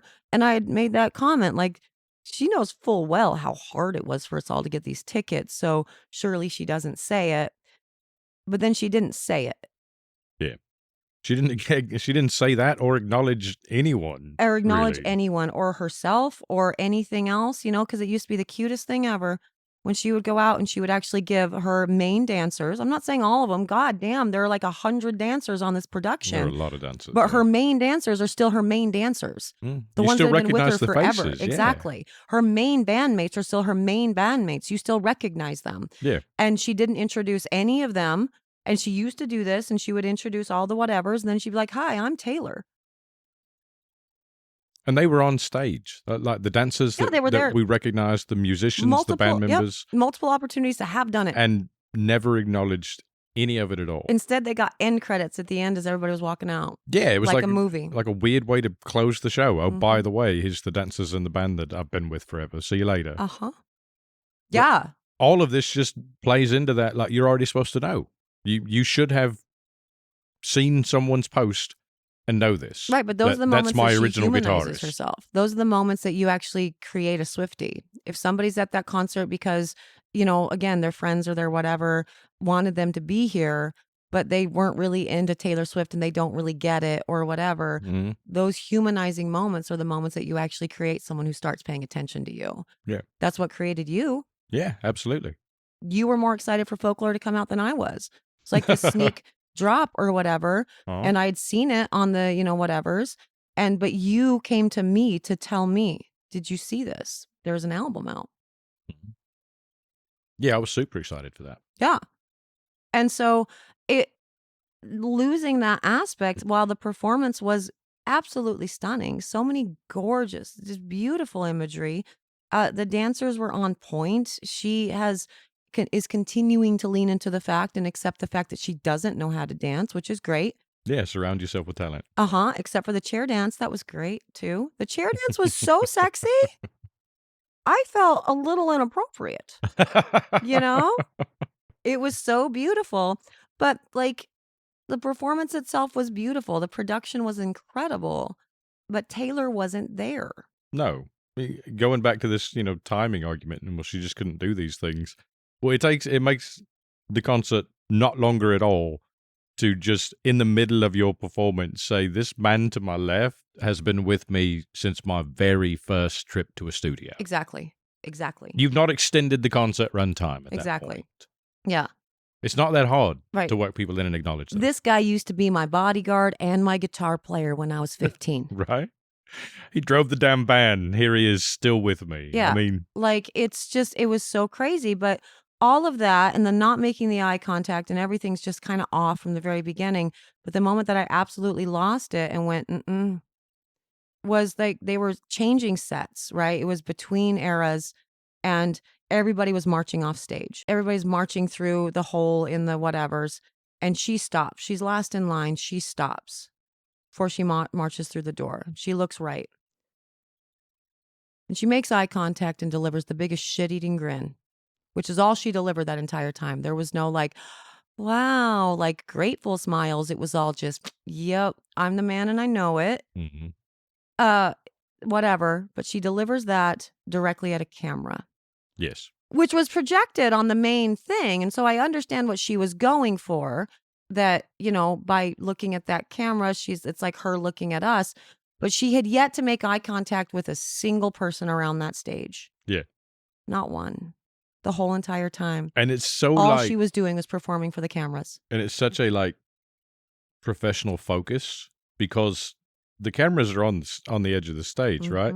To look at the camera like that and deliver that shit-eating grin, you are actively choosing to not gaze at the 20 people just behind the camera. Exactly. I mean, just behind. Exactly. 3-4 feet behind this lens. Exactly. You're purposefully choosing not to let your eyes wander to 100%. any of them to maintain that camera shot. Yeah, 100%. And another instance of that, like one of the most like stark ones, was when she was leaning over the ugly piano during the Evermore Lover or Oh, the Hobby Folklore. Lobby Moss piano. Yeah. And, she's leaning over it and she's just grinning directly at a camera. At the camera, yeah. Never breaks eye contact from that camera.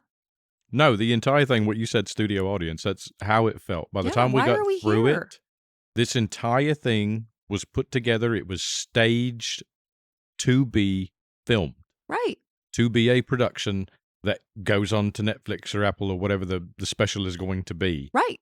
And yeah, you've got a 74,000 member studio audience. Yeah. And she's going to dub in all of the meaningful things that still makes her like her in the end result, in the Apple or the, Disney or whatever thing that she does for the tour. It'll be her with little interviews sitting on a stool and whatever, just like some voiceovers during some things. So we can think, so she can gaslight the rest of the world that didn't go to these concerts into believing that she was genuine and humble and kind and Taylor. But that's not what she delivered. Yeah, no, the show's not that at all. But she does have the opportunity with some fantastic footage to dub in endearing Taylor. She's got some great footage. Yeah. It's going to be one hell of a, I don't know what they call them, movie thing. Yeah, I don't know what they call it either. It's going to be great. But the feeling that I'm going to get from watching that is not going to be the same feeling that I get when I watch Rep. No, because experiencing Rep in person was a completely different thing. Right. And I continue to use Rep as an example because it's the most recent thing and it's the easiest concert to find. I don't even know if you can find any footage from, like, I don't know if there's like footage on Netflix or anything from like Speak Now or Fearless or the 1989 World Tour. Yeah. That stuff's harder to source. Rep is still out there. So if anybody doesn't believe me, that has been to Eras and did not go to Rep, go watch that. Yeah. Yeah, because it still translates. It does translate. Even filmed. Yeah. And so she was still there. She was still genuine. And for somebody who was around for the before times, this was hard for me because Rep was I don't cry every time I think of Rep because it's like the best album in the world. I cry because we have a shared trauma. The Swifties from the before times have a shared trauma because she, went through the thing with Kanye and Kim and left. And we were thinking she wasn't going to come back. And so Reputation was like our celebration that she was back. And she was so fucking grateful to have us back. It was also her celebration that she was able to come back, to be back, and everyone accepted her. And in 5 years' time, she's behind 13 inches of bulletproof glass. She's untouchable at this point.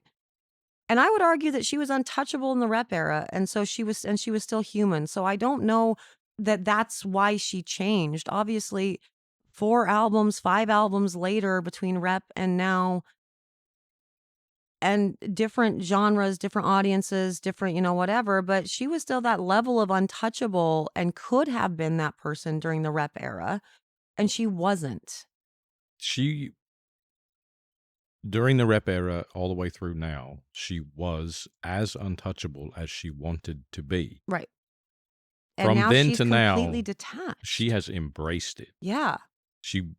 It feels like she wants to be seen as untouchable as she knows she is. Right. Which is completely fine. Like you brought up Beyonce earlier, and that's completely fine. Beyonce is the queen of all things, and she is very much untouchable. And so there is, you just know that there is, Yeah, you're not having a meet and greet with Beyonce. We're not doing that. That's not a, whatever. And this isn't about me wanting a meet and greet. That's not what this is. That isn't me. I got my feels hurt because she didn't make eye contact with me. It's that she wasn't connecting to the fans at all, period. Not even acknowledging there were fans there. Not even acknowledging that we existed. Yeah. And, but with Beyonce, she didn't start her career on the backs of a parasocial relationship. No, she started her career very, very much. Always that. She has her boundaries. They are firmly set. I will sing. I will perform. And then Yeah. It's very rare that I do anything else. And that's the way she started. And that's awesome. That's a completely fine and normal place to be. Beyonce has not changed. If anything, Beyonce has given us more of her recently Yeah, for than sure. we ever had of her initially. She definitely had boundaries and guards up, and it was the professionalism. She kept it professional with her fans. We have a, whatever. Post Lemonade, I think she's changed quite a bit. I think because of the subject matter of Lemonade. But again, that's a different podcast. And so, if anything, we have more of her. She's more genuine and willing to be more open after really kind of bearing her soul on such a painful album, But she was always that, and that's completely fine. Be untouchable, be professional, that's fine. But that's not what Taylor has ever been. And so to see her that now, regardless of how big she got. Yeah, Beyonce has opened up more and become less private in recent years, but she started out as a professional level performer, Right. and she stayed that way. She maintained and there are she's made no qualms about that. The fans should not be surprised to see that at a show. It's a performance. This is what I'm giving you. You know what to expect. Right. But this is the reason I think that Beyonce has all of the Grammys, like record for number of Grammys. Yeah. And Taylor Swift has all of the records. Right. Breaking all the records. But Beyonce has, 100%. Because Taylor Swift is now acting like Beyonce professional level, but she used to meet people at Target to sign albums. Right. Like Taylor started this. Right. That's what she gave us. It's not that we're expecting this. Right. That's the relationship that you created with your fans. What changed? But it seems like she did that because she got into this just craving praise and recognition. Oh yeah, she essentially. wants the attention. 100%. And Beyonce also, that's not her bag. Is in it for the money. Get your bag. Yeah, you're a performer. Talented. You're great at it, so get paid to do it. Wildly talented, and she definitely made all the right moves to make sure that she had a great career out of it. Yeah, but that's not Taylor Swift's underlying initial motivation. Right. And so if your whole thing is, I need people to adore me, that's why she does that sort of thing. Go to Target so that everyone swarms you and tells you how great you are. Do the meet and greets and the handshakes. Do the secret sessions so that you bring all these people together and tell you how great you are. Well, now it seems like she's also adopted this social media interaction thing where you can tell me how great I am with your TikTok post. Exactly. And we don't really need to see each other anymore. Exactly. Yeah, there's no personal thing going on. And so I don't know. I don't know what changed in those 5 years, but it certainly changed.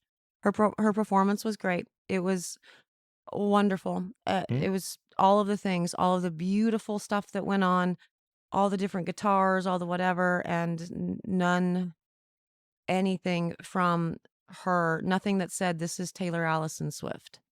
No callback to, the girl who's accepting her first award and going, thank you so much to the fans. You've changed my life. Mm-hmm. Just elated that people have accepted her. So excited. Yeah. And that was gone. That did not exist anymore. And I don't believe it's because she hit a bigger level of stardom in the last 5 years than she was during Rep. I believe that once you hit a certain level of stardom, the dangers are the same, especially when it comes to the type of music that Taylor Swift does. Oh, yeah. And the type of fans that she's going to bring about. You're going to get some weirdos every once in a while for sure, but for the most part, what are the Swifties going to do? Throw a bracelet at you? Yeah. And we're all going to scold you for throwing a bracelet at you. That one lady got canceled on Life and had to delete everything. When we were in Disney, we saw the thing of her chasing down the car in New York. Oh, whatever. Yeah. And all she was doing was chasing down a car. Mm-hmm. And we canceled her. No, this is not how Swifties act, for shame. So there's a level of danger that comes with every celebrity, kind of once you hit just a certain status level. Yeah. So she's always had that and still planned around it for whatever's.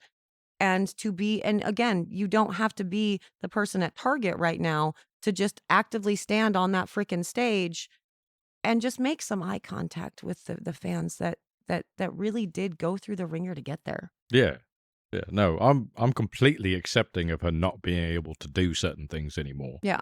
Once you reach A-list status, you there is a level of security you have to maintain. Right. And there are ranges of A-list status, but they all pretty much, there's this maximum level of security. Right. You're this important, you need this sort of security. Unless, I think like you brought up in a previous conversation, if you're Eminem, you just talk shit about people in a so you different need sort of security genre all the time. Yep. Yeah, you probably need to be a little more careful. Yep, you stay in your mansion all the time, and we get that. We get that because you're going to make a lot of people mad all the time. Yeah. But Taylor Swift doesn't make people mad. And you're in that sort of arena where someone might put a hit on you. Exactly. Try to take you out. Exactly. That's not this. Right. That's a different level of security for a very niche sort of celebrity. Right. Exactly. And so she's not that. And so, yeah, I don't know. It's very interesting. I don't know. And like I said, I'm still reserving judgment. There's a moratorium on my judgment until, we can see something else from it. Because this was kind of a one-off, and I understand that this is a hard thing to accomplish. She did a great job accomplishing it. But when I was talking to Dan about it earlier, and I was kind of telling him my thoughts, he said, oh, so this is like seeing Elvis live or seeing Elvis in Vegas. Right. And yeah, that was absolutely the difference. That right there is the perfect way of describing it. So it's the difference of seeing, Britney Spears in concert for Hit Me Baby One More Time, or Britney Spears in residency in Las Vegas. Right. Those shows are produced, they are formulaic, and the singer is mostly bored on the stage, and you expect that. And that's really what she was. She was out there doing her job, not enjoying her life. That is a good way to put it. Yeah. And so, Except this was not a Vegas residency. Right. So you can't This is the biggest tour of her life. give that performance. That's not where you're at. Right. At a Vegas residency, absolutely. I totally accept that. I know what I'm getting into. All of us sitting in the audience for a Vegas show know exactly what we're in for. Right. And for those of us who have been to the Taylor Swift concerts before, we didn't expect this. I didn't. Absolutely not. But performance across the board was really good. Yeah. And so it was great. It checked all the boxes you can check. For a great show, sure did. It checked every single box except Taylor Swift was present. And I hope it wins all the awards. I really do. I hope it goes down in history as, record-breaking, all the things, because it deserved to. Yeah, and the hundreds and hundreds of people that go into putting this thing together also deserve the recognition. Absolutely. It's excellent. It was stunning. She didn't miss a beat. No, they definitely maintained that schedule. She did not miss a beat. It was great. Yeah. Well, the next up is we're going to talk about themes. Lack thereof? Yeah. Overall themes of the performance, the concert. Did we have a theme? An overall theme? Yeah. There was no invisible string. There was no invisible string. There really wasn't. I mean, the entire concert started out with, and it's hard to do, I suppose, but I think you could have done it a whole lot better. That would be a critique on the performance overall, would be you could have done this a whole lot better, because you started out with a clock, about to count down to midnight. Right. Counting down to midnight. And she starts all of her concerts with a countdown, as a number of freaking people do. That's okay.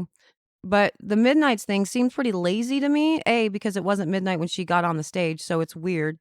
And two, because she ended her set with Midnights. Yes. And so the theme is obviously not Midnights. So why did you do that? You started out with, Miss Americana. I don't exactly know what I would have done for the theme, but if I had to sit with it long enough, I would have found a way to do the invisible string and tie everything together. Yeah, I mean, that's something that she excels at. Right. So there was just no effort given to it. Yeah, I didn't feel like that was the case either. And the clock counting down to midnight was just completely out of place. It made no sense at all. Right. Maybe if you had started with the concert with Midnights, right, it would have made some sense. Yeah, because that would have made all the sense in the world. You count down and you just hear go, meet me at midnight. Yeah, but it would have been, what it accomplished would have been just as effective just having a countdown timer. Right. In 2 minutes, Taylor will be on stage. Right. Countdown. Yeah. Nowhere near as cool as the opening to Rep or 1989 or Red or Speak Now. Nowhere near as cool as all of them. No, it was dialing it in because something needs to happen Yeah, and again, it is hard to go ahead and do the whole bring them all together in some way, but you could have. And I think the most logical way that you could have brought them together, realistically, would have been through the Lover House. And so I think it's a good idea to go ahead and talk about that Lover House. It's a great idea.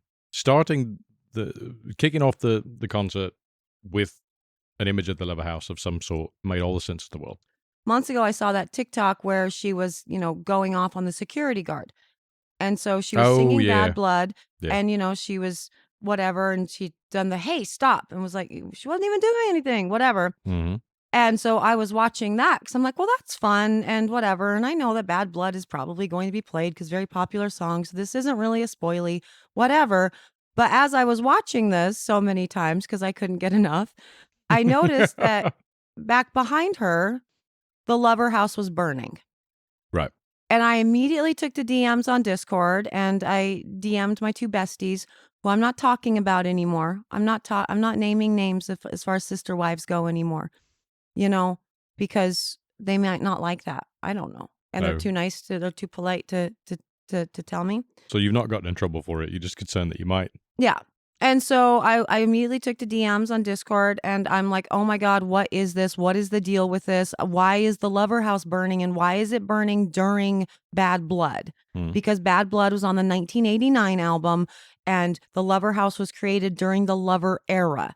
And the Lover House, for those people who don't know, is a house that was in the music video of Lover.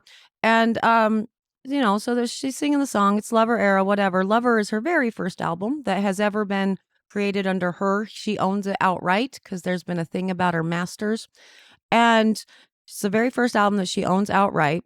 This Lover House is created.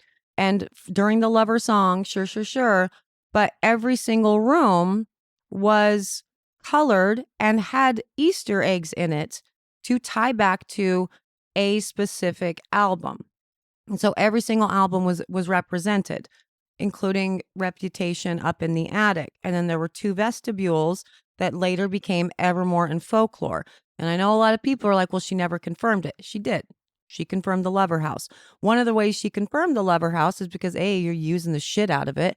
Two, there's a thing at the Eras Tour of the Lover House with all of the albums in their appropriate places. And so the Lover House was born.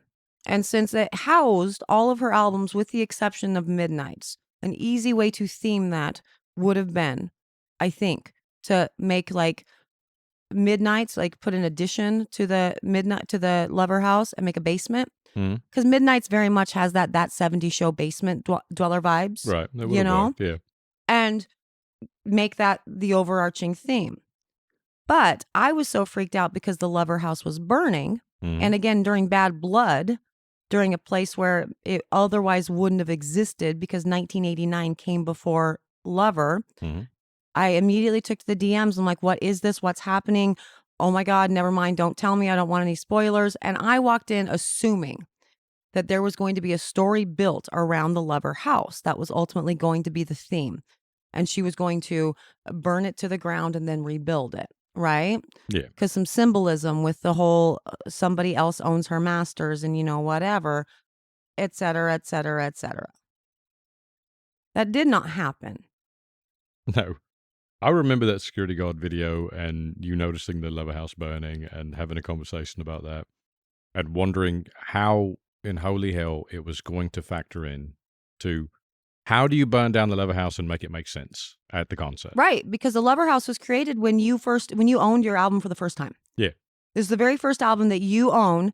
You created this house and you put all of your albums into this house, thus saying this is a safe space. And she was already doing the re-records and whatever. This was already in the works that she was going to be doing this. Like she already knew this when she made the Lover video, Yeah. And so she put them in a house, her house. This is the house. You described it the best when we were talking about this the other day. Like she bought the house or whatever. Oh, yeah. Yeah, I was talking about, because there was no theme, this didn't play in. There was just this one scene where it's burning down, and we expected there to be like a rebuild or something. What I was saying is it doesn't make any sense even then to burn it down and rebuild it because you bought the house. You created it. This is your empire. And there was some chatter about it, having something to do with breaking up with Joe or whatever. Again, this is the career. The Lover House is the career. It's the album. Right. It has nothing to do with a relationship. It's Right. not based on a relationship or a series of relationships. It's the music. Right. It's the albums. It's the empire. Right. So even if it had worked in, I don't know how it ever could. It makes just no sense at all, regardless of what song it's set to burn down the Lover House. Right. Because this was a place that you created to house all of your different albums or whatever. And so as she continues to do the re-records and the Taylor's versions, they have their place. You've built the room and they're just all being filled in, Yeah. as they can. And so, yeah, you're bringing this all to your home. So to burn down the house that you bought, that you built and you bought. Yeah, you burn it to the ground and then what? Like, there's no point in burning it down and rebuilding it. You built it. Right. And so what symbolism are we meant to get from that? Are you burning it all to the ground? It's all done. Are we done? Like, you're not going to do music anymore? Because this is my new theory about where she goes next, is that she's going to actually take a break from music and she's going to like do a Hamilton, Mhm. and she's going to be doing a Broadway musical, like writing and directing and probably starring in it. But whatever. And so is that what you're trying to tell us in that? Like you're burning so you don't give a shit about any of it? And we're just giving you small fortunes every few months on all of the things to support you on this, crazy endeavor. Right. It's weird symbolism. And it wasn't represented anywhere else. Like I think there were a couple images of maybe the Lover House in other little eras, maybe burning, maybe not, whatever. But this was the one where it literally burned to nothing. It's sticks and flames. And so it made no sense whatsoever. And there was no rebuilding process from then on of the Lover House. And so thematically, it made zero sense. And so to the Joe thing, we had talked about it and we're like, well, I mean, so if it's Lover House, Lover was about Joe, the album was about love in general, and, Joe, they broke up, which would add, give credence to my belief that they broke up at least a year ago. Because to burn down the Lover House during Bad Blood is a callback to Bad was the blood of the song in the cab on your first trip to LA. Invisible String. He's going to burn this house to the ground, which doesn't really make a lot of sense because that's about cheating. But maybe it does. Anyway, point is, if it's a clap back to Joe, that is the most petty bullshit I've ever heard in my life. That you're now saying we've got bad blood and you're burning down the house that love built. Right. Burning down the house that love built that contains everything you are. Everything you are. That's the thing. Right. I mean, that is Queen Petty if that was the move. Right. Well, this originated on an album that I wrote about Joe and now he's gone, so fuck it all. Right. And so thematically, it made zero sense whatsoever to have that in at all. And it was not a theme that was carried throughout. It was just, okay, now the Lover House is on fire. Yeah. During 1989. It burned down to rubble and then it's gone. During Bad Blood. We're just going to move on. I burned down my entire discography. It literally makes no sense and nobody can tell me otherwise with that. It just doesn't. There is no thematic point to it because there's no way she's that petty. Yeah. No matter what theory you pitch to me about that, I'm just going to say no. Yeah, it's still wrong. No, it's just stupid and shouldn't be there. It made zero sense, which was super disappointing because you could have done some really cool stuff embracing the Lover House and not burning it to the ground. Yeah, like using it to tie this tour together. Right. Wherein you're performing every album in the Lover House. Right. It is a thing. And for her to burn it down doesn't make any sense to me at all. No sense. If she ever comes out and explains it, I'll still say it makes no sense. Honestly, I think the overall theme, though, with that in mind, and kind of going back to, what I said earlier about her being behind 13 inches of bulletproof glass and what we've been talking about within this and how she's, gone and then looking at, the performance for Look What You Made Me Do during that was very cool and also had a lot of glass because they brought out all the old versions of Taylor Mhm. onto the stage, but then also the thing had all of them there as well. Very well done. And then she's up on the riser went up right next to us in the diamond. And on the big stage, on the big, screen, all of the cases that Yeah. everybody was in broke. They all broke that all the old Taylors were in. But the Taylors that were on the thing, they didn't break, obviously, because that's a bad idea. It's pretty dangerous Yeah. to break a bunch of glass. You're a glass guy. I do know, yeah. And so they just opened up and they came out. And Mhm. so they went to, essentially climb the mountain like they were doing a Look What You Made Me Do video or whatever to get up to her or whatnot. So calling back to that and her being completely detached and not the old Taylor or whatever, it's almost like, and I'm going to give you more examples of why I believe this in just a minute, but the theme could very well have been she is actually making good on the statement that she made during the rep era. The old Taylor can't come to the phone right now because she's dead. Mhm. And she's finally well and truly killing off her. And this is her now. Yeah, I do see that, especially with that "Look What You Made Me Do" performance, because it sort of felt like once the other Taylors were set free, it sort of felt like, she was hiding from them at the top.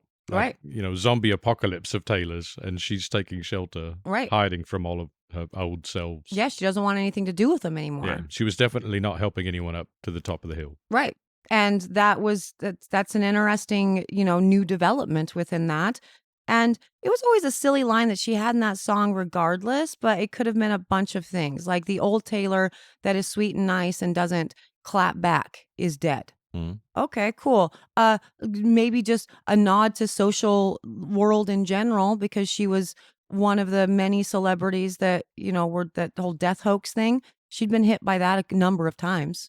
The little news articles that came out and Oh, Taylor Swift died in a car crash. right. Like all the celebrities, like some of them were getting hit with. Mhm. Maybe that, whatever, because she didn't deliver that during rep. She certainly did not deliver a different version of Taylor. Not really. No. Like her album was obviously edgier, but the way that the album was constructed was that's a story for different podcast. Point is she wasn't a different Taylor. No, it was not. And with this one she was definitely a different Taylor. So it's almost like the whole theme of all of this was yeah, no, I warned you guys about this 5-6 years ago and now it has come to pass. I've given you guys ample time, especially coupled with the whole the second to last song of the whole entire thing was Mastermind, which hit different after watching her for 3 hours, like, preen and, you know, on stage instead of who she normally was, who I've known her to be forever, Mhm. That hit weird because I always knew the first time I heard that song, I'm like, "That's the song for the fans. That's not Joe. That's us." And we embrace the fact that and I think I said something to you, during that song while we were listening to it and doing stuff. I'm like, "Yep. I knew that I knew you were a mastermind. It was all by design for sure. Mhm. And I'm here and I'm fine with it. I'm happy to be, whatever, snared in your web, whatever." But then when she's singing it to a second to last song, it hits diffy after the performance that you just gave Yeah, us. after the whole concert has been her just driving that point home. Yeah. And then the song that played while we were all filing out and the credits were rolling on the screen of her dancers that she did not acknowledge Mhm. and her band that she did not acknowledge. Um, the song that was playing as we were all filing out, I don't remember. "You're on Your Own, Kid." Oh, shit. Really? Uh, You're on your own, kid, and you always have been. Like that's what she's sending us out into the world with after this marked difference. The old Taylor is well and truly dead. And that, I think, is the only theme that can be discerned from everything that Eras was. so it should be the end of an era tour, not the eras tour. Yeah. That I would get behind. If it was titled that, I would have accepted it, I think. And I haven't. I'm interested to see what happens after this. You know, where she goes from here, because obviously everybody's already talking about TS11 and shit, and I'm like, please don't do that. I don't like it. I don't like that we do this online. I don't like that we whatever, because it's like a pressure that I don't feel any artist deserves. You know, like, has this woman not given you enough? Are you not entertained? You know, like, because she's delivered in the past 5 years since Rep, Lover, Evermore, Folklore, Midnights, 3 re-releases with news of a fourth on the horizon as early as September, while this is happening, while she's going on this massive tour and taking it international. Midnights just came out like in October of 22. Yeah. And so, like, can you stop talking about TS11? But, you know, everybody's speculating. What's the next album going to be like? No, no, no, no, no, whatever. I'm interested to see if she releases another album at all, or if she actually takes a proper break, like a real break, Not and like an Ed Sheeran break. I know, and focuses on her other passion, which seems to be very much directing, and she's definitely leading us down that path with the All Too Well short film, with, you know, making it a point to call out the directorial stuff that she's been doing in basically all of her music videos for a very long time. Having the interviews with like James Cameron or Steven Spielberg or whatever, like directors on directors, you know. I'm shocked that you just said both of their names correctly. And I don't know that that was either one of them was who she had an interview with. I don't think so. No, But you just always mix up those two names. well, if it were Cameron Crowe and James Columbus, it would be different. Yeah. But yeah, so I think what she is doing, you know, well, we said it as a joke at some point, I think during the Speak Now thing, like, she cannot do Hamilton. Do not pretend that she is as great as Lin-Manuel Miranda. Yeah, I said something about subbing in a Hamilton song. I really do think that's her next move. So I think that that would be a fitting end to all of this. Like, yeah, it's the end of an era and the start of an age. And music is not mine anymore. So don't expect my every 2 years I'm, you know, putting out an album and doing this. I'm not doing this rat race anymore. You know, if she does leave music and go into producing, directing, that sort of thing, that would be the only explanation I would accept for burning down the Leather House. Mm-hmm. We've given you this, I've built it, you've enjoyed it. Now it's done. Now it's done. That you can take that house and burn it and not do anything else with it, if that's the plan. Yep. If you are moving on, we're all done with this plot. Right. Then it makes sense. Yep. But something else you just brought up that I hadn't thought about until just now is that line is in Reputation. The old Taylor can't come to the phone because she's dead. Right. And then the world imploded. Like, she did Leather, had tour scheduled for Leather, Mm-hmm. which got cancelled because the world imploded. And then she put out some more albums because she had a lot of time on her hands. So let's take those off the table for a minute. She said during Rep, old Taylor is dead, and then lost a whole lot of time being able to evolve with that and put it out in front of everyone. That's a good point, because Lover always had to come out. Lover had to come out regardless of whether or not the old Taylor was dead. It's kind of like the same shit with Ed Sheeran.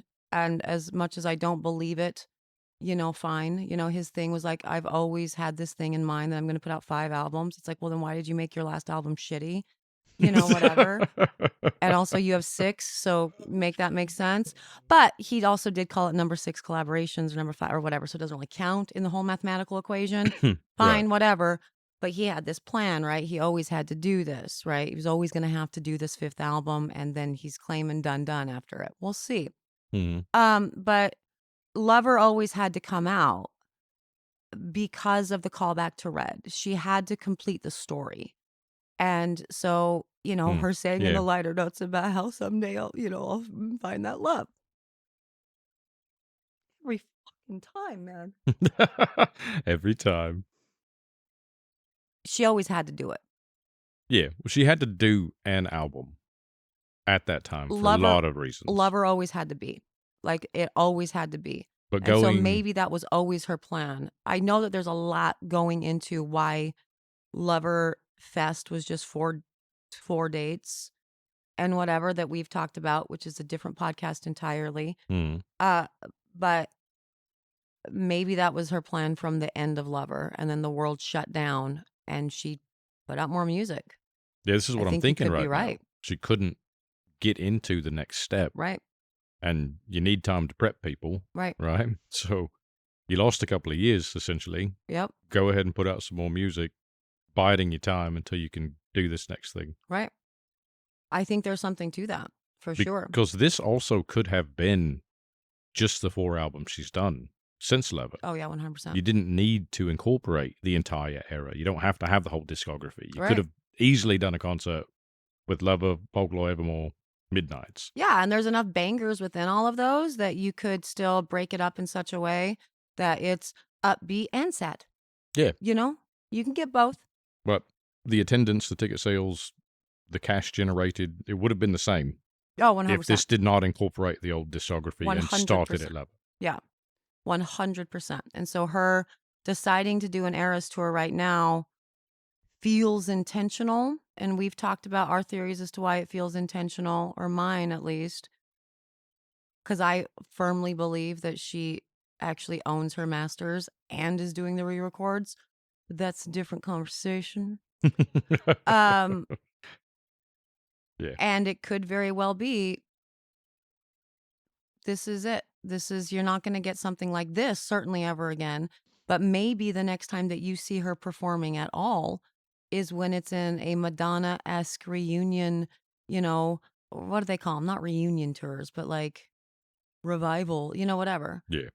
And coming back and doing Comeback tour. Yeah. Well, not a comeback either, because she's actively choosing to step away Yeah. to whatever. It's what these people who've been super iconic do every once in a while because they want to, you know? Mm. And so she wanted to send it all out in style before we don't see her musically anymore. Yeah. If all of this, then this concept makes more sense. And if that is the case, and this is the last concert I get from her, I'm very sad. Until we're going to see her at a Vegas residency. Right. I don't think she'll ever do that. She has no need. She'll always have a need to be in the spotlight, Yeah. But yeah. So thematically, that's kind of what I think with all of it. I think that's where that all ends, is she is making good on the promise, the declaration that the old Taylor is dead. She's showing us that, and her next move is going to split from music in the way that we've come to know her musically Yeah. to another adventure. I think it's a very sound theory. I would like to see a recording of the concert and analyze the set list and the order that things are in a bit more in that context. Yeah. See if anything jumps out Sure. as far as that being the theme, because there was no theme previously Right. that I saw. But if it's a goodbye, farewell, things are changing to her. Yeah. Yeah, they might be there. And she's just not telling us. Well, at least not until the international leg is over. Not yet. Yep. So that's what I think for themes overall. But as far as an invisible string, just like you said, wasn't there. No. There's nothing that actually tied anything together. Nothing was tied together with Smile.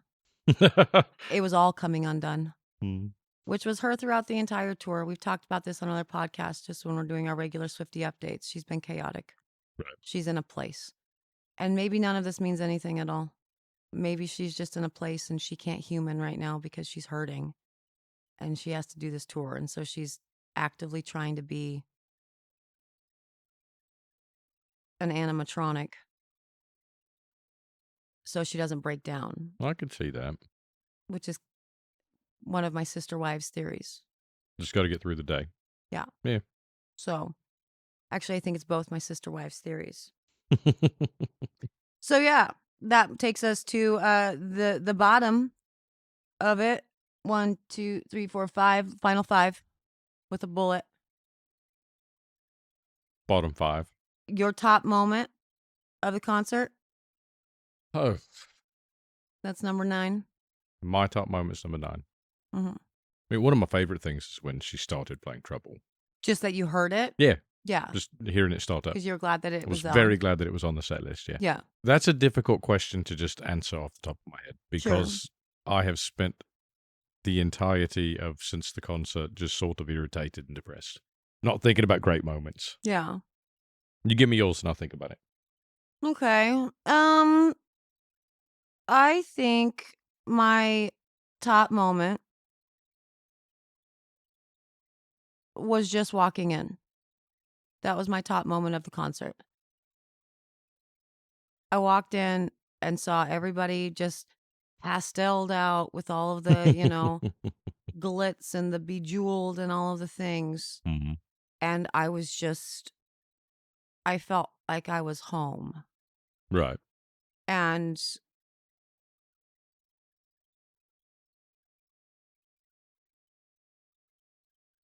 All right. Little Taylor Swift interlude. this will be cut out of the audio, but the Alexa 3 rooms away decided to start playing Cruel Summer. Nobody is doing this. Nobody asked her to do this. She is just playing Cruel Summer just on her own. It's almost like Taylor Swift hasn't been playing enough in this house, and we feel like maybe you guys have become mute, and so she's doing that. That is incredibly weird. Hey, Alexa, stop playing. The fuck is that? I don't know. Nothing that I said remotely sounded like Alexa or Cruel Summer. No. Nothing you remotely said sounded anything like telling her to do anything at all. Yeah. That was crazy. very strange. Yeah. But yeah, they're just walking in and seeing it and being just so grateful that for all of the things, because, COVID was rough, man. We all lost 3 years of our lives, and Right. the last in all honesty, right where you left me was holding a phone trying to get lover tickets cuz that was the most important thing in my life, and then the world imploded. And so it was nice to see that many people in one place and do the things. And this is the first concert that we've been to. Granted, we've been to like Disney and we've done other stuff this year, Right. acknowledging the whatevers, but this is the first concert we've been to so far this season. Yes. And so it was just lovely to be back and be around and among so many like-minded people. Yeah, that was very cool. So that was my best moment by far. For performance-wise, my favorite moment was the Tolerate It. It was just gorgeous, and that Yeah. will live in my brain forever. Yeah, it was great. To that though, the crowd being among it, right after she walked out, right after Taylor Swift came on the stage and had sort of made her way into our area, I looked around at everyone losing their minds. And I think I shot maybe 3 videos, like a total of 8 minutes or something. That's one that I filmed, was just a full all the way around the stadium as she was coming out and things were kicking off, because Yeah. that was amazing. You were also filming me at that time too, I did film you, yeah. losing my mind. I I mean- haven't seen any of that footage, so no guarantees as to whether or not it's going to be in. That's one of my favorite parts of the concert is your reactions and filming you. You actually took my camera and tried to turn it back to Taylor. I'm like, I can watch that later. Yeah. Well, I was thinking You're only going to too. be there and experience it one time. Yeah. So was that your number one then, the reaction when everybody came out? Yeah, Part of that excitement? I was still also very excited then. So that was an excellent experience. Yeah. It was great. All right. So how about your least favorite moment? All of it. Come on. Globally, least favorite. It's not a least favorite moment. It's a least favorite experience. Just overall, leaving the venue at midnight, whatever, after all these hours, and being depressed rather than excited, exuberant, just can't wait to like get out of this crowd so we can talk about what just happened. Like neither one of us just where's the Uber? Let's get out of here. Let's go home. Right. It was very depressing. It was sad. It was a sad way to end what was so exciting to go into. Yeah. I agree. My lowest moment was the thing is over. I'm already feeling some kind of way. And then as we're all walking out, You're on Your Own kid is playing. And it was not a glitter on the floor after the party moment. It was not, you know, leaning to, having a connection, having had a connection with this fellow Swiftie that for, 3 hours we were each other's besties and we'll never see each other again. Mm, But we're all part of this shared thing, pressing some little pieces of newspaper into their hand. It's the glitter on the floor after the party. right. It was not that moment. Um, that magic was not there. And for us to just sort of be herded out like chattel to That You're was on Your weird Own also, kid, yeah. that was hard. Yeah, I didn't even pay attention to what was playing, but Oh, it was that moment. Like all I wanted to do was break down and I couldn't. I had to keep my shit together to get out yeah. of the stadium. And luckily, I was able to do that long enough. I had to do that long enough because we're just in a throng of people trying to get to the Ubers and all the Ubers canceling and all the whatevers that I had managed to get my anxiety down Mhm. before I was just exhausted by the time we got into the Uber that it ultimately didn't come, but it was all I could send at that point. I sent to, my sister wives. It was great. It was magical. It was awesome. It was an event. It was a production. But the old Taylor Swift is well and truly dead. Sad moment. Yeah. If I was going to answer your question directly, my least favorite moment is when the concert came to a close. Not because it was over, but because of how I felt. Yep. Which was wildly different than how you felt at the end of Rep Yeah. Yeah, or leaving how Rep I was felt at amazing. the end of any of it, Mhm. ever. So, yeah, that was it. That is, again, not to say that I don't love Taylor Swift. I still listen to Taylor Swift 23 hours a day, I mean, as many hours in a day as I'm awake, Mhm. Taylor Swift is still playing. This is still a part of my life and my personality, and she is woven into the tapestry of who I am as a person. I'm not, taking my albums off the wall and, whatever. I still love and appreciate absolutely everything that she is as an artist, as a performer, as a businesswoman, as whatever. But I didn't see her humanity. Yeah. Well, And yeah, that's the reason why I've continued to be a fan. I have loved thousands of bands. I'm a music person, you still talk about bands I've never heard of. but I can drop them.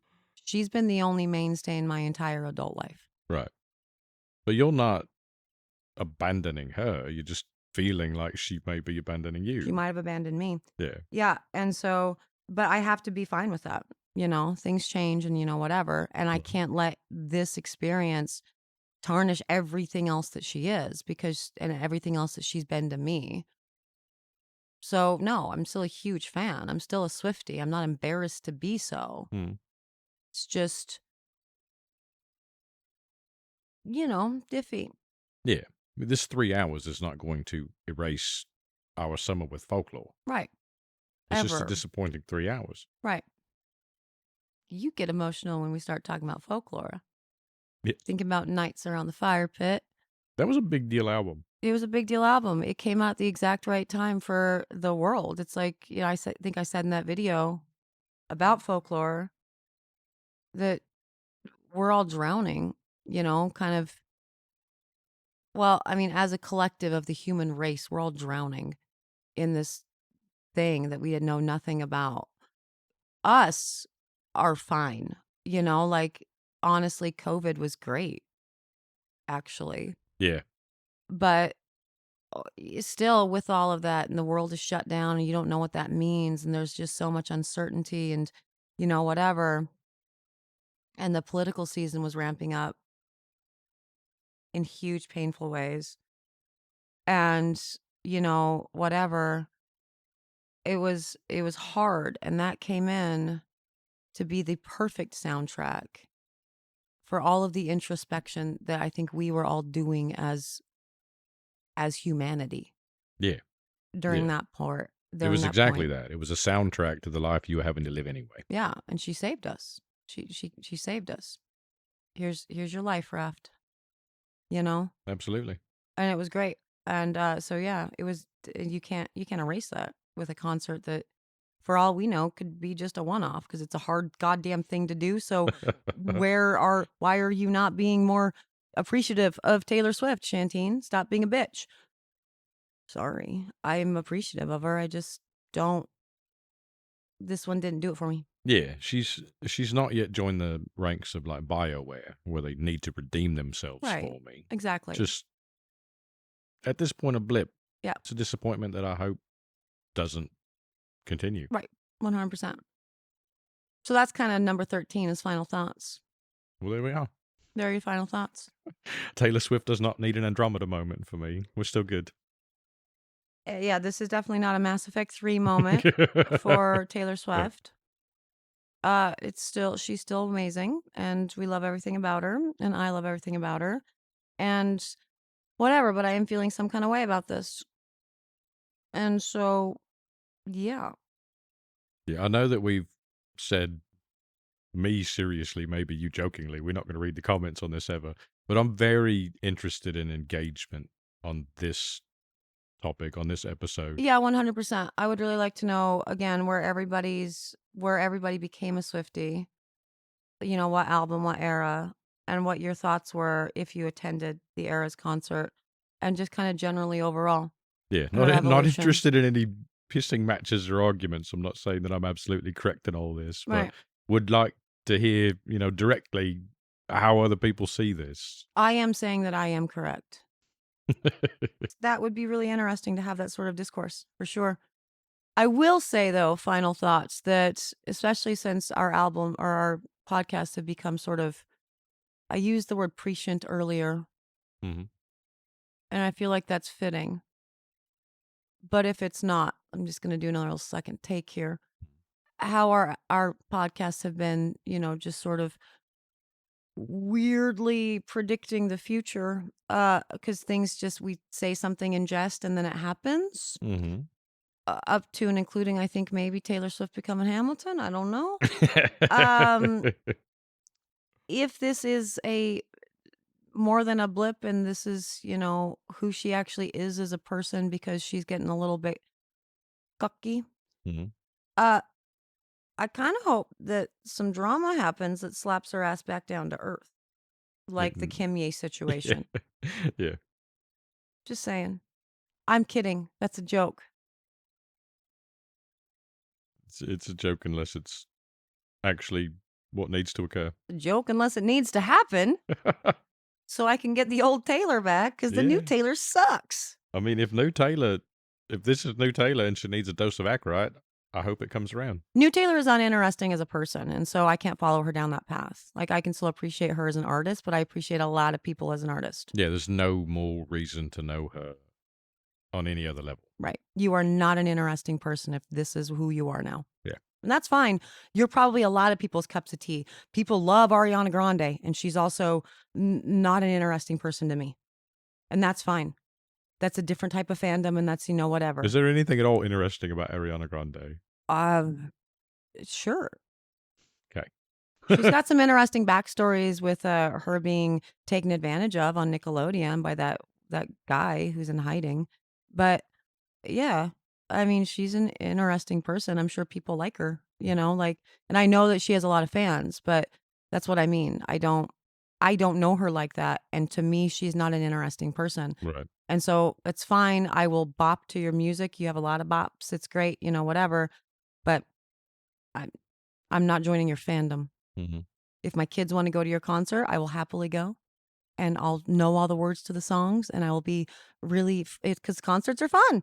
You're not going to stand there all huffy and stare at the sky. No. But yeah, any other final thoughts?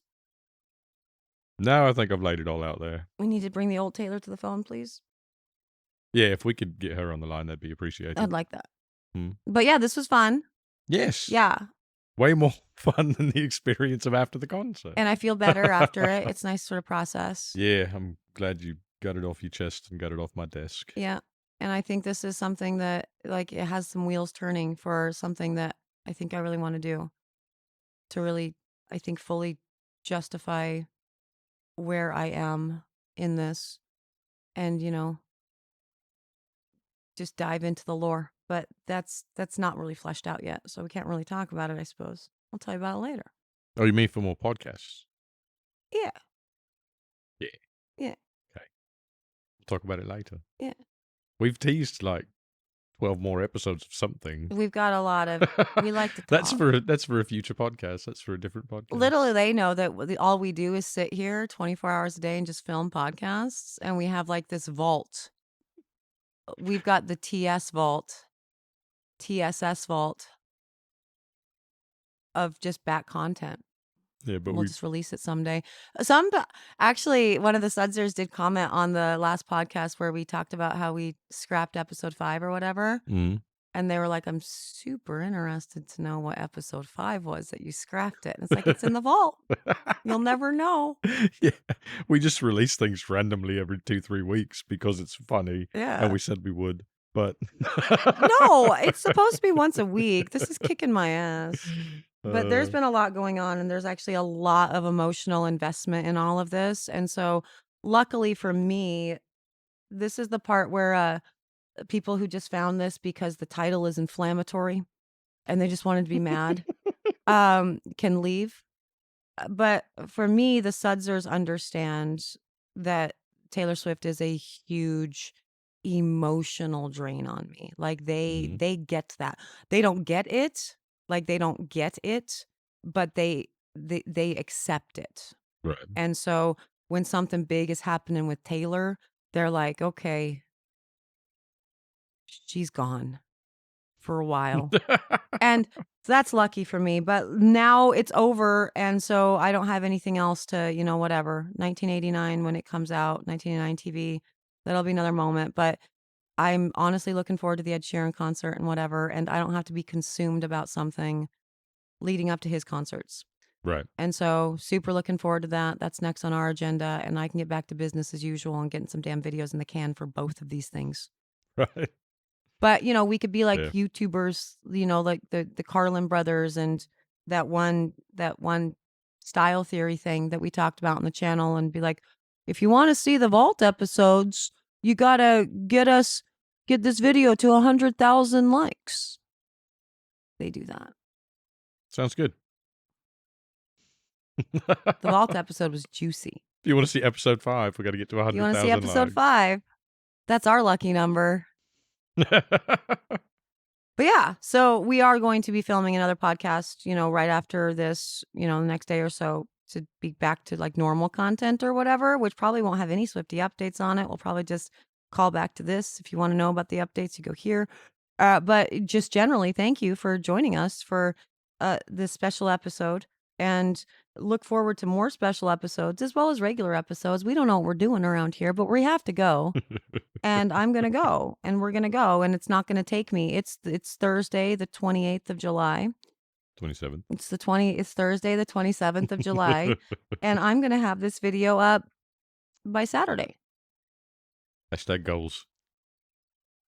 It's doable. You got to look at the camera because I always put something in the middle. There you go. So yeah, do the things, we can go. Emma Chamberlain this shit. Wait, no, that's not what we do. What? I forget. All right. Thank you. I've been Chantine. He's been Jake. Love you. Bye forever. Bye.